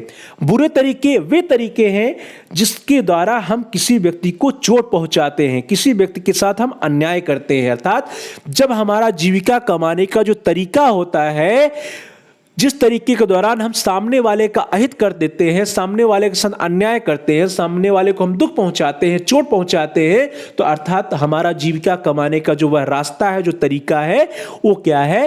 वो बुरा रास्ता है, बुरा तरीका है, वो सम्यक आजीविका नहीं है। हमें हमेशा प्रयास करने चाहिए कि हमारा जो जीविका कमाने का रास्ता होना चाहिए, कैसा होना चाहिए? सम्यक आजीविका या सम्मा आजीव होना चाहिए। प्रिय विद्यार्थियों, अच्छे तरीके वे हैं जिनसे मनुष्य बिना किसी को हानि पहुंचाए अथवा बिना किसी के साथ किसी भी प्रकार का अन्याय किए हुए जीविका कमाता है। और हमें हमेशा प्रयास करना चाहिए कि हमारा जो जीविका हो वो क्या हो? कभी भी किसी को हानि न पहुंचाए। जीविका कमाने का जो तरीका हो, जो वे ऑफ अर्निंग हो, उस वे ऑफ अर्निंग के द्वारा हम कभी भी किसी का अहित न करें, किसी के साथ हम किसी प्रकार का अन्याय न करें, किसी के साथ कभी किसी भी प्रकार का कोई बुरा न करें।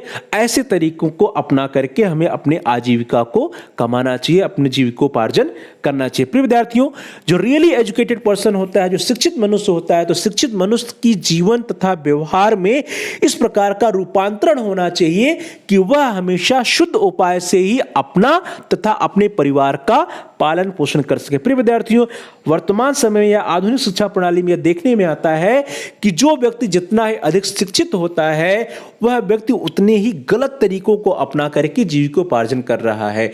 जितने भी करप्शंस होते हैं प्रिय विद्यार्थियों, जितने भी करप्शंस आप देखते हैं, सुनते रहते हैं, वे सभी भ्रष्टाचार या करप्शन अधिकांशतः आप देखेंगे कि शिक्षित व्यक्तियों के द्वारा किए जाते हैं। तो कहने का अभिप्राय है कि यहाँ पर जो हमारा आधुनिक शिक्षा प्रणाली है वह फेल हो जाता है, और बौद्ध काल की जो ये उद्देश्य है, सम्मा आजीव, सम्यक आजीविका, ये सभी जो है वर्तमान कालीन शिक्षा प्रणाली में अभी भी इसकी उपयोगिता है, इसकी रिलेवेंस बनी हुई है। तो हमें हमेशा शिक्षा के द्वारा बालकों के अंदर उन शुद्ध उपायों का इनकलकेट करने का प्रयास करना चाहिए, जिससे कि बालक जो है उन शुद्ध उपायों या उन शुद्ध तरीकों को अपनाते हुए अपने परिवार का पालन पोषण करने के लिए जीविकोपार्जन कर सके। जीविका निर्वाह के लिए उचित मार्ग का अनुसरण और अनुचित उपायों का परित्याग करना ही शिक्षित मनुष्य का लक्षण होता है। अर्थात वास्तव में रियली एजुकेटेड पर्सन हम उसे कहेंगे जो अपने जीविका निर्वाह के लिए हमेशा उचित मार्ग का अनुसरण करता है, और जो अनुचित तरीके हैं, जो अनुचित उपाय हैं, उन अनुचित उपायों का त्याग करता है। ऐसा ही व्यक्ति वास्तव में शिक्षित व्यक्ति कहा जाएगा। तो प्रिय विद्यार्थियों, इस तरह से एजुकेशन के द्वारा, शिक्षा के द्वारा शुद्ध उपायों से अपनी आजीविका का उपार्जन करना, जीविकोपार्जन करना सिखलाना ही शिक्षा का प्रमुख उद्देश्य है। तो इस तरह से शिक्षा का प्रमुख उद्देश्य क्या है प्रिय विद्यार्थियों?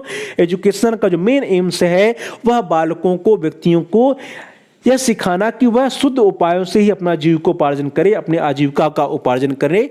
यही शिक्षा का एक प्रमुख उद्देश्य माना जाएगा अष्टांग मार्ग के अनुसार। चलो दोस्तों, आगे बढ़ते हैं।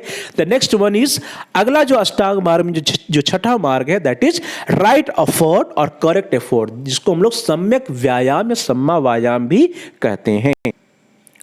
प्रिय विद्यार्थियों, अभी तक हम लोगों ने जितना भी चर्चा किया, चाहे वो सम्यक दृष्टि की बात हो, सम्यक संकल्प की बात हो, सम्यक वाणी की बात हो, सम्यक कर्म की बात हो या सम्यक आजीविका की बात हो, इन सभी चीजों का इनकलकेशन हो जाने के बावजूद व्यक्ति जो है सम्यक रास्ते पर नहीं चल पाता। क्यों नहीं चल पाता है?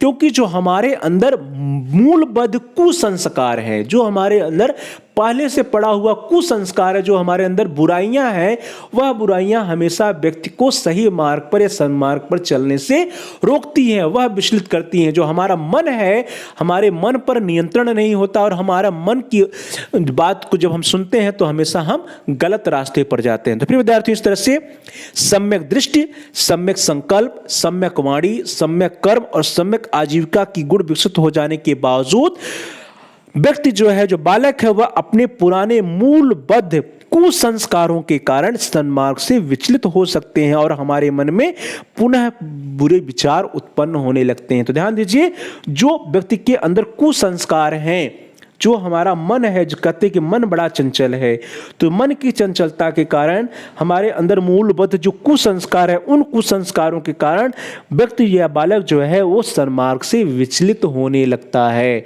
तो सन्मार्ग से विचलित हो जाने पर सब कुछ नष्ट हो जाता है। सम्मायामी या सम्यक व्यायाम या ठीक प्रयास क्या है? वो अविद्या को नष्ट करने का प्रथम प्रयास है। अर्थात अविद्या या अज्ञानता जो है उसको, या जो व्यक्ति जो है सन्मार्ग से विचलित होने लगता है, उसको नष्ट करने का प्रयास ही क्या है? सम्मा व्यायाम है या सम्यक व्यायाम है। सम्मा व्यायाम जो है, जो उस द्वार तक पहुंचाकर उसे खोलता है जहां से उसे दुखद कारागार से बाहर निकाला जा सकता है। तो विद्यार्थियों, अविद्या को नष्ट करने का प्रथम प्रयास सम्मा व्यायाम है, जो उस द्वार से बालक को या व्यक्ति को उस द्वार तक पहुंचाकर उसे खोलता है जहां से उसे दुखद कारागार से बाहर निकाला जा सकता है। अर्थात दुखद कारागार की यदि हम लोग बात करें तो जो बुराइयां हैं, जिन बुराइयों के बारे में हम लोगों ने चर्चा किया, उन बुराइयों से बालक को दूर किया जा सकता है। कैसे कर सकते हैं? राइट एफर्ट या करेक्ट एफर्ट के द्वारा। प्रिय विद्यार्थियों, सम्मा व्यायाम या सम्यक व्यायाम की 4 उद्देश्य हैं जिनका शिक्षित व्यक्ति को निरंतर अभ्यास करना चाहिए। जब हम निरंतर अभ्यास करेंगे प्रिय विद्यार्थियों, उसी को हम व्यायाम के नाम से जान रहे हैं कि राइट एफर्ट या करेक्ट एफर्ट। जब हम राइट एफर्ट करेंगे, करेक्ट एफर्ट करेंगे, जो सम्मा व्यायाम के जो 4 उद्देश्य हैं उनका हम निरंतर अभ्यास करेंगे, तब हमारे अंदर जो हमने सम्यक दृष्टि, सम्यक वाक्य, सम्यक आजीविका, जो कुछ भी हमने पढ़ा है उस पर हम रह पाएंगे और हमारे मन की चंचलता की वजह से सन्मार्ग से जो हम विचलित होने लगते हैं, उस विचलन से हम बच सकेंगे। तो ये 4 मार्ग कौन कौन से हैं प्रिय विद्यार्थियों? जो 4 उद्देश्य हैं वे कौन कौन से हैं? द फर्स्ट वन इज अष्टांगिक मार्ग विरोधी चित्त प्रवृत्तियों को रोकना। अर्थात ऐसी प्रवृत्तियां या ऐसे बुरे भाव या बुरे विचार जो हमें अच्छे रास्ते पर जाने से विचलित करते हैं, उसको हमें नष्ट करने का प्रयास करना चाहिए, उसका हमें निरोध करना चाहिए। तो अष्टांगिक मार्ग विरोधी चित्त प्रवृत्तियों को रोकना अर्थात पुराने बुरे भाव या विचारों को पूरी तरह से नष्ट करने का प्रयास हमेशा व्यक्ति को करते रहना चाहिए। जो व्यक्ति के अंदर मूलबद्ध कुसंस्कार हैं, जो बुराइयां हैं, जो मन की चंचलता है, जिसकी वजह से बालक या व्यक्ति जो है अपने सन्मार्ग से विचलित होने लगता है, तो उन बुराइयों को रोकने का प्रयास नित्य व्यक्ति को करना चाहिए। द फर्स्ट वन इज, जो पहला उद्देश्य हो गया जिसका हमें निरंतर अभ्यास करना है, वो क्या है? अष्टांगिक मार्ग विरोधी चित्त प्रवृत्तियों को रोकना। सेकेंड वन, जो दूसरा है प्रिय विद्यार्थियों, ऐसी चित्त प्रवृत्तियों को दबा देना जो पहले से उत्पन्न हो गई हो, अर्थात प्रयास करना कि कोई नया बुरा विचार मन में प्रवेश ना होने पाए। अर्थात व्यक्ति के अंदर जो पहले से बुराइयां हैं, उन बुराइयों को दबा देना, और साथ ही साथ ऐसा हमें हमेशा प्रयास करना चाहिए कि हमारे अंदर कोई भी बुरे विचार, कोई भी बुराइयां, नई बुराई उत्पन्न ना हो। जो पुरानी बुराइयां हैं, जो पुराने कुमार्ग हैं, जो पुरानी प्रवृत्तियां हैं, एक तो उसको दबाने का प्रयास करना चाहिए, निरंतर उसको दबाने का प्रयास करना चाहिए, और नई बुराइयां हमारे अंदर ना आने पाए, नए कुविचार हमारे अंदर प्रवेश ना करने पाए, उसको रोकने का भी प्रयास बालक को या व्यक्ति को हमेशा करते रहना चाहिए। तो दूसरा उद्देश्य जिसका हमें निरंतर अभ्यास करना चाहिए।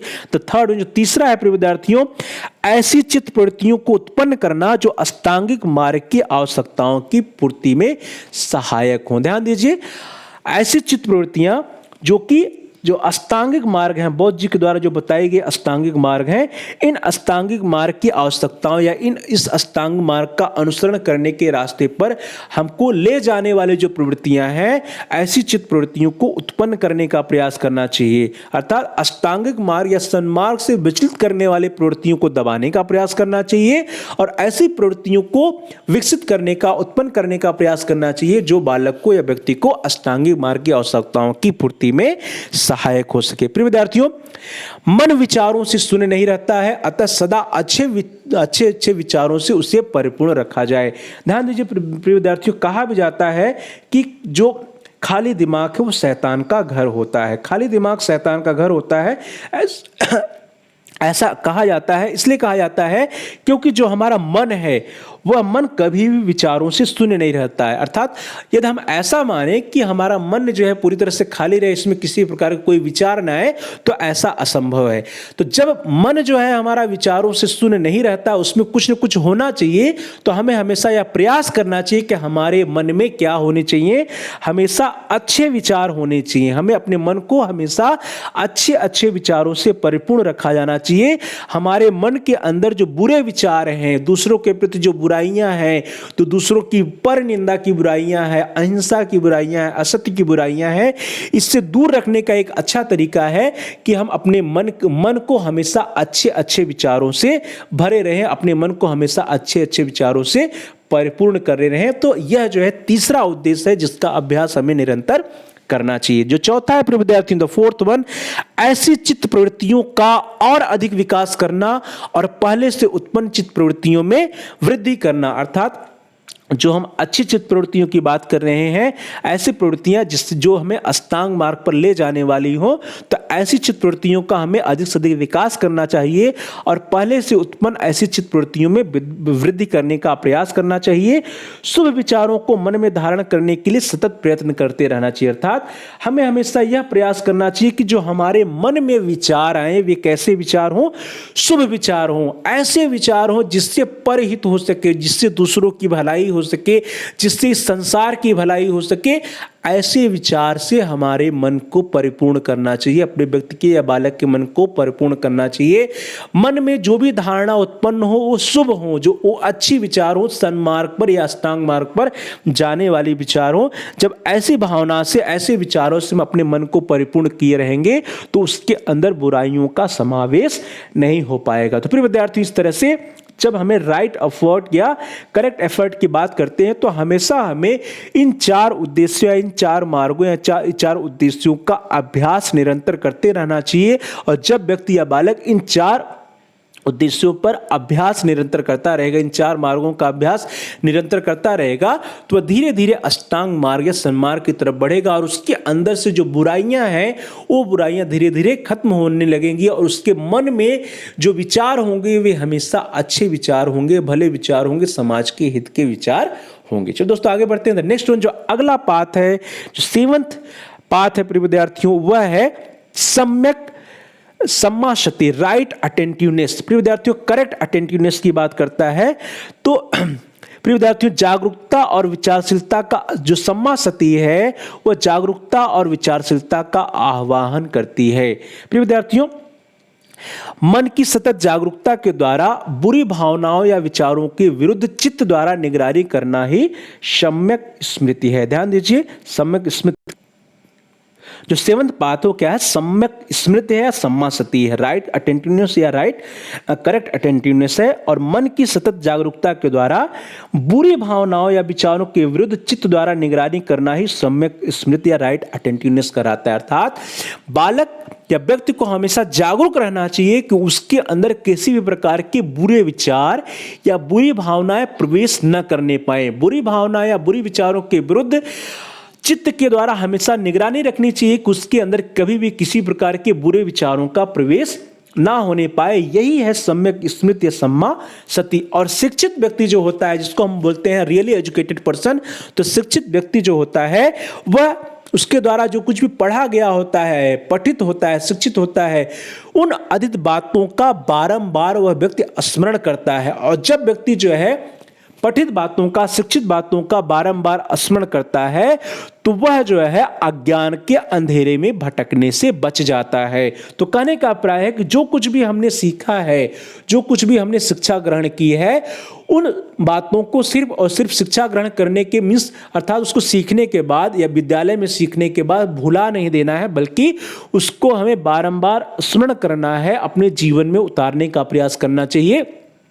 और जब व्यक्ति जो है शिक्षित या पठित बातों का बारंबार स्मरण करता है, उसको अपने जीवन में उतारता है, तो वह व्यक्ति या बालक जो है पुनः अज्ञान के अंधेरे में भटकने से बच जाता है। तो पुनः अज्ञान के, पुनः बुराइयों में जकड़ने के बजाय पुनः अज्ञान के अंधेरे में भटकने से बचना चाहते हैं, तो एक शिक्षित व्यक्ति जो होता है वह जो है जो कुछ भी सीखा होता है, जो कुछ भी पढ़ा होता है, उसको बारंबार स्मरण करता है और उसको अपने जीवन में उतारने का प्रयास करता है। तो प्रिय विद्यार्थियों, जो सम्यक दृष्टि है वह भी स्मरण न करने से धुंधली पड़ जाती है। जैसा कि हम सभी लोग सामान्य जीवन में भी देखते हैं कि जो कुछ भी हम सीखते हैं, पढ़ते हैं, याद करते हैं, यदि उस पर हम एक्सरसाइज नहीं करते हैं, अभ्यास नहीं करते हैं, बारंबार उसको जो है रिवाइज नहीं करते हैं, स्मरण नहीं करते हैं, तो धीरे धीरे भूल जाता है। तो इसी तरह से जो कुछ भी हमने अपने जीवन काल में सीखा है, शिक्षा के दौरान जो कुछ भी हमने पढ़ा है, उन बातों को यदि हम बारंबार स्मरण नहीं करेंगे, उसको अपने जीवन में उतारने का प्रयास नहीं करेंगे, तो वह धीरे धीरे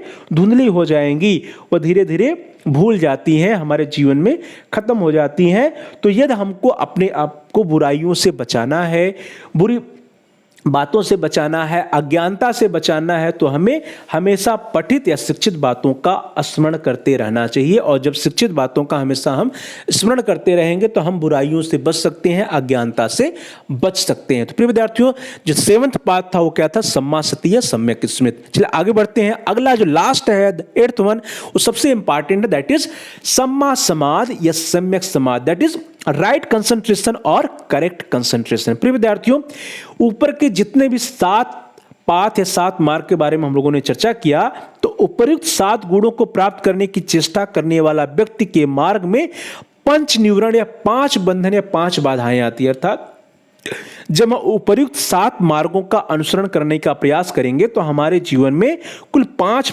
बंधन आएंगी, 5 बाधाएं आएंगी या 5 निवरण आते हुए। कौन कौन सी 5 बाधाएं हैं जिनको हमें हमेशा दूर करने का प्रयास करना चाहिए? प्रिय विद्यार्थियों, वो 5 बाधाएं आपकी स्क्रीन पर ध्यान दीजिएगा।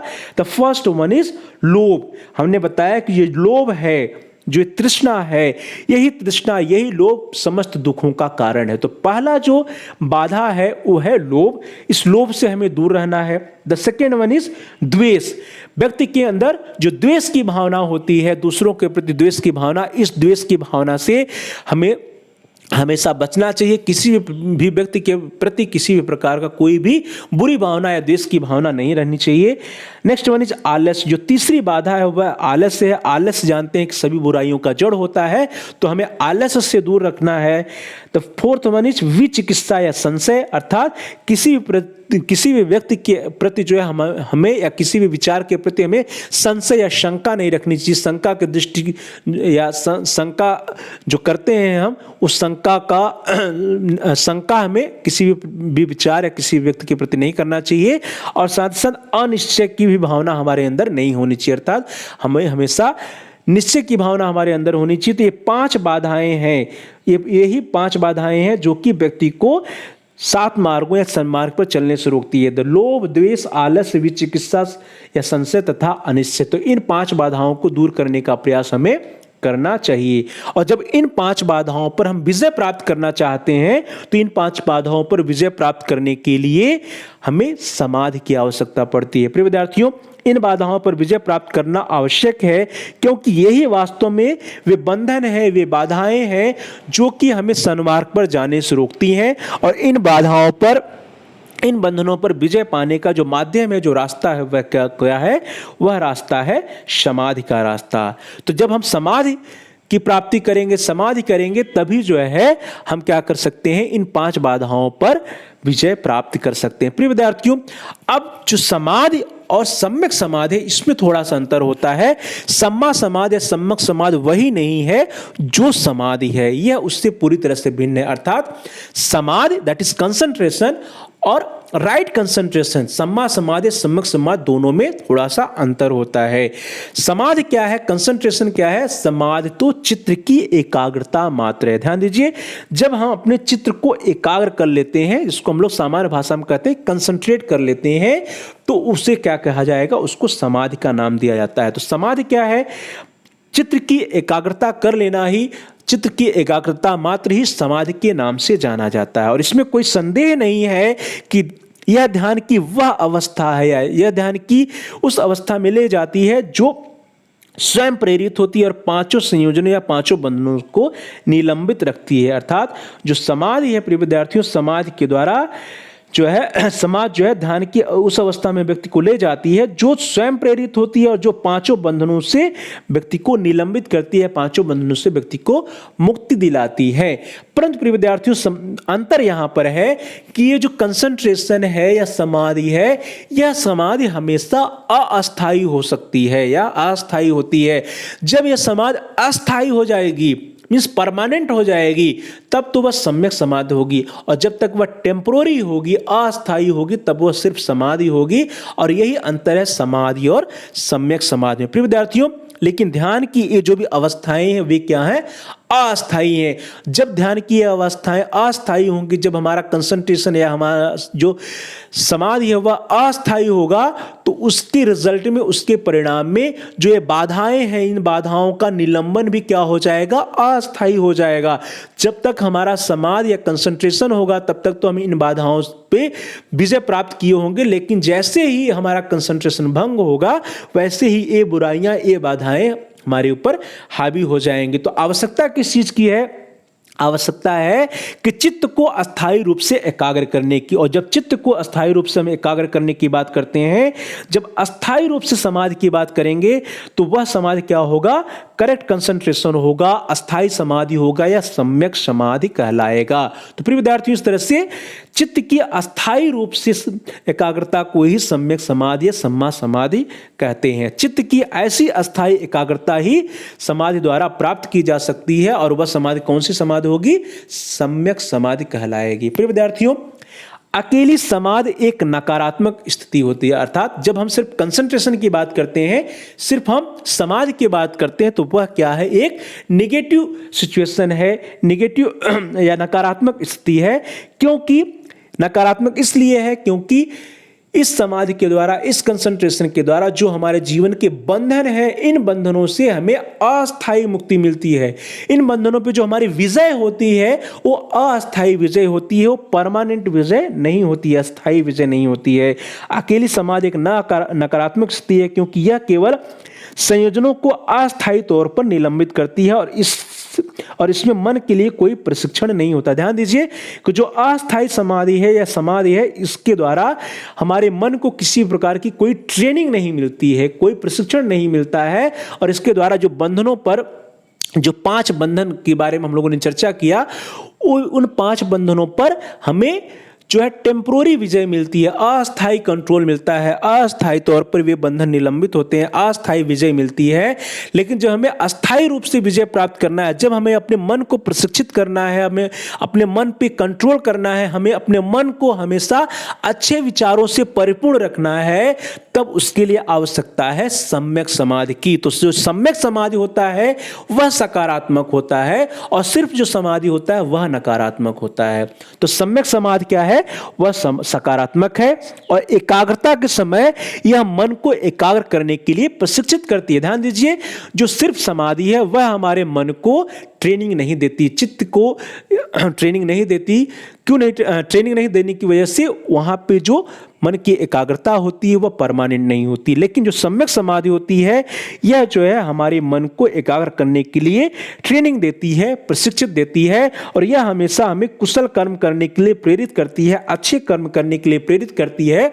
सन्मार्ग के रास्ते पर चलने के लिए सम्यक समाधि हमें हमेशा प्रेरित करती है। तो प्रिय विद्यार्थियों, हमें हमेशा सम्यक समाधि को अपनाने का प्रयास करना चाहिए, जिससे कि जो हमारे अंदर बुराइयां हैं, जो हमारे अंदर कमियां हैं, या जो 5 बंधन है जो हमें सन्मार्ग पर चलने से रोकती हैं, इन बंधनों पे जो हमारी विजय हो, क्या हो? परमानेंट विजय हो जाए, अस्थायी विजय हो जाए, और हमारे अंदर जो है अच्छे अच्छे विचार आए, हमारा जो मन है वो हमेशा अच्छे विचारों से परिपूर्ण रहे। प्रिय विद्यार्थियों, यह संयोजनोत्पन्न अकुशल कर्मों या अकुशल कार्य और अकुशल विचार की ओर मन के आकर्षित होने की प्रवृत्ति को नष्ट कर देती है।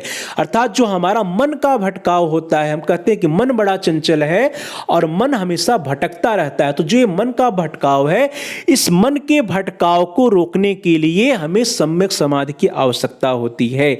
सम्यक समाधि या राइट कंसंट्रेशन जो होता है, यह मन को जो है कंट्रोल करता है, मन को ट्रेन करता है और मन के आकर्षित होने की प्रवृत्ति को ही नष्ट कर देता है। अर्थात जो हमारा मन है, प्रिय विद्यार्थियों, सम्मा समाज जो है यह संयोजनोत्पन्न अकुशल कर्मों की ओर मन को आकर्षित होने की प्रवृत्ति को ही नष्ट कर देती है। अर्थात मन पे नियंत्रण कैसे किया जाए, यह जो है सम्यक समाधि के द्वारा सिखलाया जाता है और सम्यक समाधि के द्वारा जो है मन को ट्रेनिंग दिया जाता है, प्रशिक्षित किया जाता है, जिससे कि मन को परमानेंट रूप से जो है एक अस्थायी रूप से कैसे उस पर नियंत्रित किया जाए और मन में जो है अच्छे विचारों का ही समावेश हमेशा रहे, उस पर बुरे विचारों का प्रवेश ना हो पाए, इसके लिए बालक को या व्यक्ति को प्रशिक्षित किया जाता है। प्रिय विद्यार्थियों, जो सम्यक समाधि है वो मन को सदा कुशल और कर्म के बारे में सोचने के लिए अभ्यस्त करती है। अर्थात बालक या व्यक्ति जो है हमेशा अच्छी बातों को सोचे, मन को सदा कुशल और कुशल कर्म के बारे में सोचने के लिए, अर्थात अच्छे कर्म के बारे में सोचने के लिए, जो ऐसे कर्म जो समाज हित के लिए हो, ऐसे कर्म जिससे कि किसी का कोई बुरा ना हो, किसी का कोई अहित ना हो, किसी का कोई अन्याय ना हो, ऐसे कर्मों को सोचने के लिए जो है सम्यक समाधि बालक को या व्यक्ति को अभ्यस्त करती है। प्रिय विद्यार्थियों, जो सम्यक समाधि है, सम्यक समाधि मन को कुशल कर्म करने के लिए अपेक्षित शक्ति देती है। अर्थात सम्यक समाधि जो है वो एक पावर भी देती है, एक एनर्जी भी देती है, एक शक्ति भी देती है, और वो एक ऐसी शक्ति होती है, एक ऐसी पावर होती है, एक ऐसी ऊर्जा होती है जिसके द्वारा बालक या व्यक्ति जो है हमेशा कुशल कर्मों को करने के लिए कुशल कर्मों को करने के लिए प्रेरित रहता है और हमेशा कुशल कर्म ही करता है। उसके जो कर्म होते हैं, उसके कर्म ऐसे होते हैं जिससे समाज की भलाई हो, लोगों की भलाई हो, मानवता की रक्षा के लिए उसके कर्म होते हैं। उसके जो विचार होते हैं हमेशा सन्मार्ग के विचार होते हैं, अच्छे विचार होते हैं। उसके दिमाग में या विचार में या उसके मन में कभी भी किसी प्रकार की कोई बुराई के लिए जगह ही नहीं होती है। तो प्रिय विद्यार्थी, इस तरह से हम कह सकते हैं कि उपयुक्त जितने भी 7 गुण या 7 रास्ते हैं अष्टांग मार्ग के, उन 7 गुण, वे 7 गुण जिस व्यक्ति की चरित्र तथा जीवन के अंग बन जाते हैं, वह व्यक्ति जो है सम्यक समाधि में प्रविष्ट होने की योग्यता प्राप्त कर लेता है। अर्थात सम्यक समाधि को प्राप्त करना या सम्यक समाधि को धारण करने के लिए यह आवश्यक है कि व्यक्ति के अंदर इसके पहले के जो 8 रास्ते हैं, इसके पहले जो 7 रास्ते या 7 मार्ग हैं, जब उन 7 मार्गों का बालक या व्यक्ति अनुसरण करेगा, तभी वह इस अंतिम रास्ते या अंतिम मार्ग पर, जो कि अल्टीमेट पाथ है,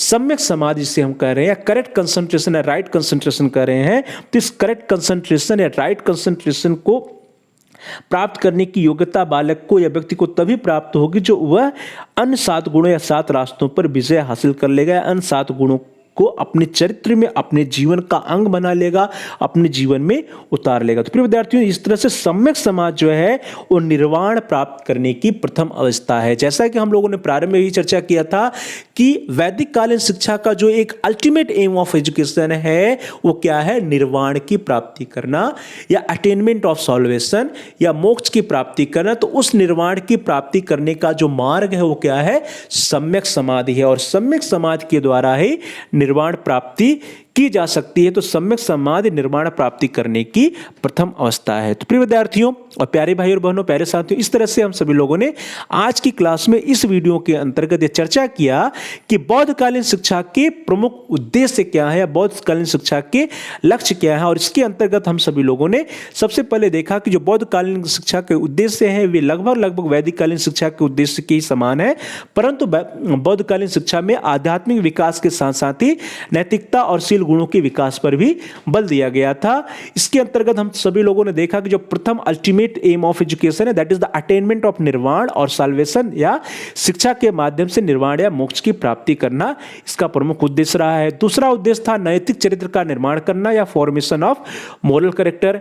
next one was spread of Buddhistic religion या बौद्ध धर्म का प्रचार प्रसार करना। अगला था all round development of personality या व्यक्तित्व के सर्वांगीण विकास करना, इसके बारे में भी हम लोगों ने चर्चा किया। फिर हम लोगों ने चर्चा किया कि बौद्ध शिक्षा का एक महत्वपूर्ण उद्देश्य था प्रिपरेशन फॉर लाइफ या जीवन के लिए तैयार करना, उसके बारे में हम लोगों ने चर्चा किया।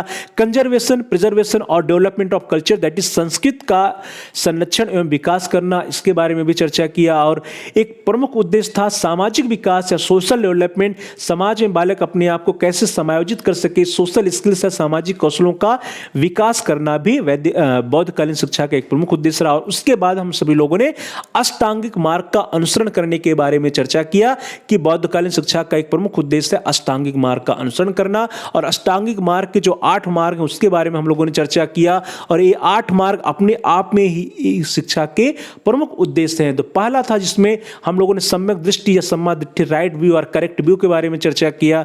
और उसके उपरांत मेरे विद्यार्थियों the second one was right thought और करेक्ट थॉट, सम्यक संकल्प या सम्मा संकल्प के बारे में चर्चा किया। तीसरा था the third one was right speech और करेक्ट स्पीच दैट इज सम्यक वाक या सम्मा वाचा के बारे में चर्चा किया। जो चौथा पाथ है, चौथा रास्ता है अष्टांग मार्ग का, चौथा मार्ग है दैट इज राइट एक्शन और करेक्ट एक्शन दैट इज सम्यक कर्म या सम्मा कमांड, इसके बारे में हम लोगों ने विस्तृत रूप से चर्चा किया। फिर राइट लाइवलीहुड और करेक्ट लाइवलीहुड दैट इज सम्यक आजीविका, सम्मा आजीव के बारे में चर्चा की। और हमने ये कहा कि बालक या व्यक्ति का जो जीविकोपार्जन करने का जो तरीका होना चाहिए, जो जीविकोपार्जन करने का जो रास्ता होना चाहिए, जो उपाय होने चाहिए, वे उपाय, वे रास्ते क्या होने चाहिए, वे उचित होने चाहिए, वे सम्मार्ग वाले रास्ते होने चाहिए। हमारे जीविकोपार्जन या जीविका कमाने के जो रास्ते होने चाहिए, जो तरीके होने चाहिए, वे बुरे नहीं होने चाहिए, वे ऐसे तरीके नहीं होने चाहिए जो किसी भी व्यक्ति को चोट पहुंचाए या किसी व्यक्ति के साथ किसी भी प्रकार का अन्याय करे। यदि हम किसी भी व्यक्ति को चोट पहुंचा करके, किसी भी व्यक्ति के साथ अन्याय करके अपना जीविकोपार्जन कमाते हैं, जीविका कमाते हैं और उस जीविका के द्वारा हम अपने परिवार का पालन पोषण करते हैं, तो उसका कहीं ना कहीं प्रतिफल उस व्यक्ति को या उसके परिवार को मिलता है। तो हमें हमेशा सम्यक आजीविका या सम्मा आजीव की तरफ बढ़ना चाहिए, अर्थात जीविका निर्वाह के लिए हमेशा उचित मार्ग का अनुसरण करना चाहिए और अनुचित उपायों का परित्याग कर देना ही एक शिक्षित व्यक्ति का लक्षण होता है। उसके बाद हम लोगों ने जो छठा मार्ग था सम्यक व्यायाम या सम्मा व्यायाम के बारे में विस्तृत रूप से चर्चा किया प्रिय विद्यार्थियों। उसके बाद 7वें मार्ग की तरफ हम लोग बढ़े और 7वें मार्ग में हम सभी लोगों ने सम्यक स्मृति या सम्मा स्मृति दैट इज राइट अटेंटिवनेस या करेक्ट अटेंटिवनेस के बारे में चर्चा किया।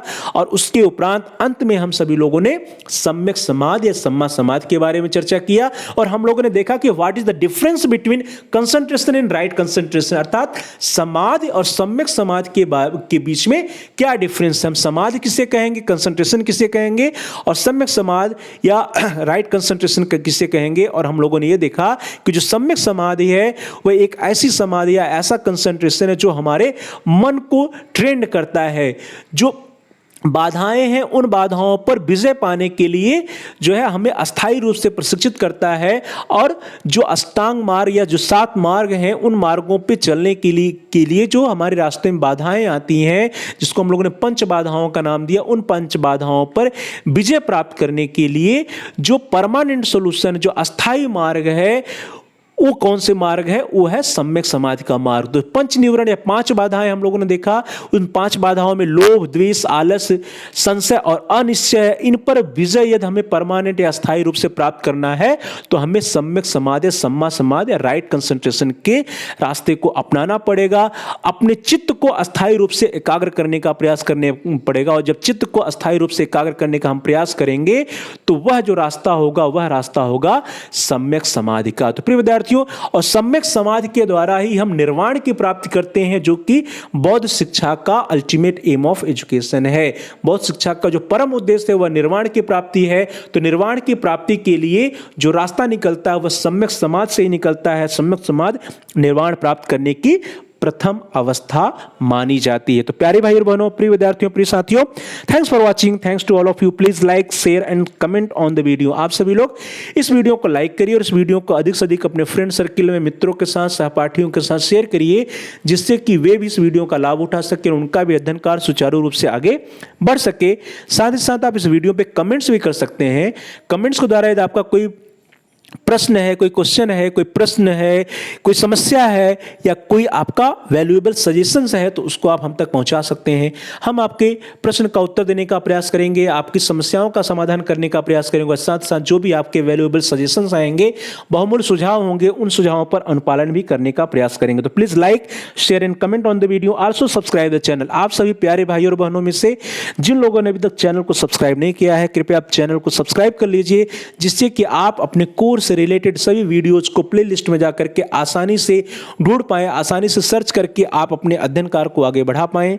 इसके लिए जरूरी है कि आप चैनल को सब्सक्राइब कीजिए और जहां सब्सक्राइब लिखा है उसके बगल में एक बेल का आइकन है, घंटी का आकार है, लाल है, रेड है, उसको प्रेस करिए। उसको दबाने पर कुछ ऑप्शंस आते हैं, कुछ विकल्प आते हैं, उन विकल्पों में से आप ऑल के ऑप्शन को चुन लीजिए। इससे यह होगा कि आप को आपके कोर्स से रिलेटेड जितने भी नए वीडियोस आएंगी उसकी सूचना, उसकी नोटिफिकेशन समय से मिल जाएगी और आपका कोई भी वीडियो मिस नहीं होगा। आपका अध्ययन कार्य सुचारू रूप से आगे बढ़ता जाएगा। तो प्यारे भाई और बहनों, प्रिय विद्यार्थियों, प्रिय साथियों, please like, share and comment on the video, also subscribe the channel and press the bell icon all. आप सभी लोगों का बहुत बहुत धन्यवाद। Thanks for watching, thanks to all of you. अगले वीडियो में हम सभी लोग बौद्ध शिक्षा से संबंधित कुछ नए टॉपिक को लेकर के उपलब्ध होंगे, जल्द ही हमारी मुलाकात होगी। Thanks for watching, thanks to all of you. आप सभी लोगों का बहुत बहुत धन्यवाद। नमस्कार।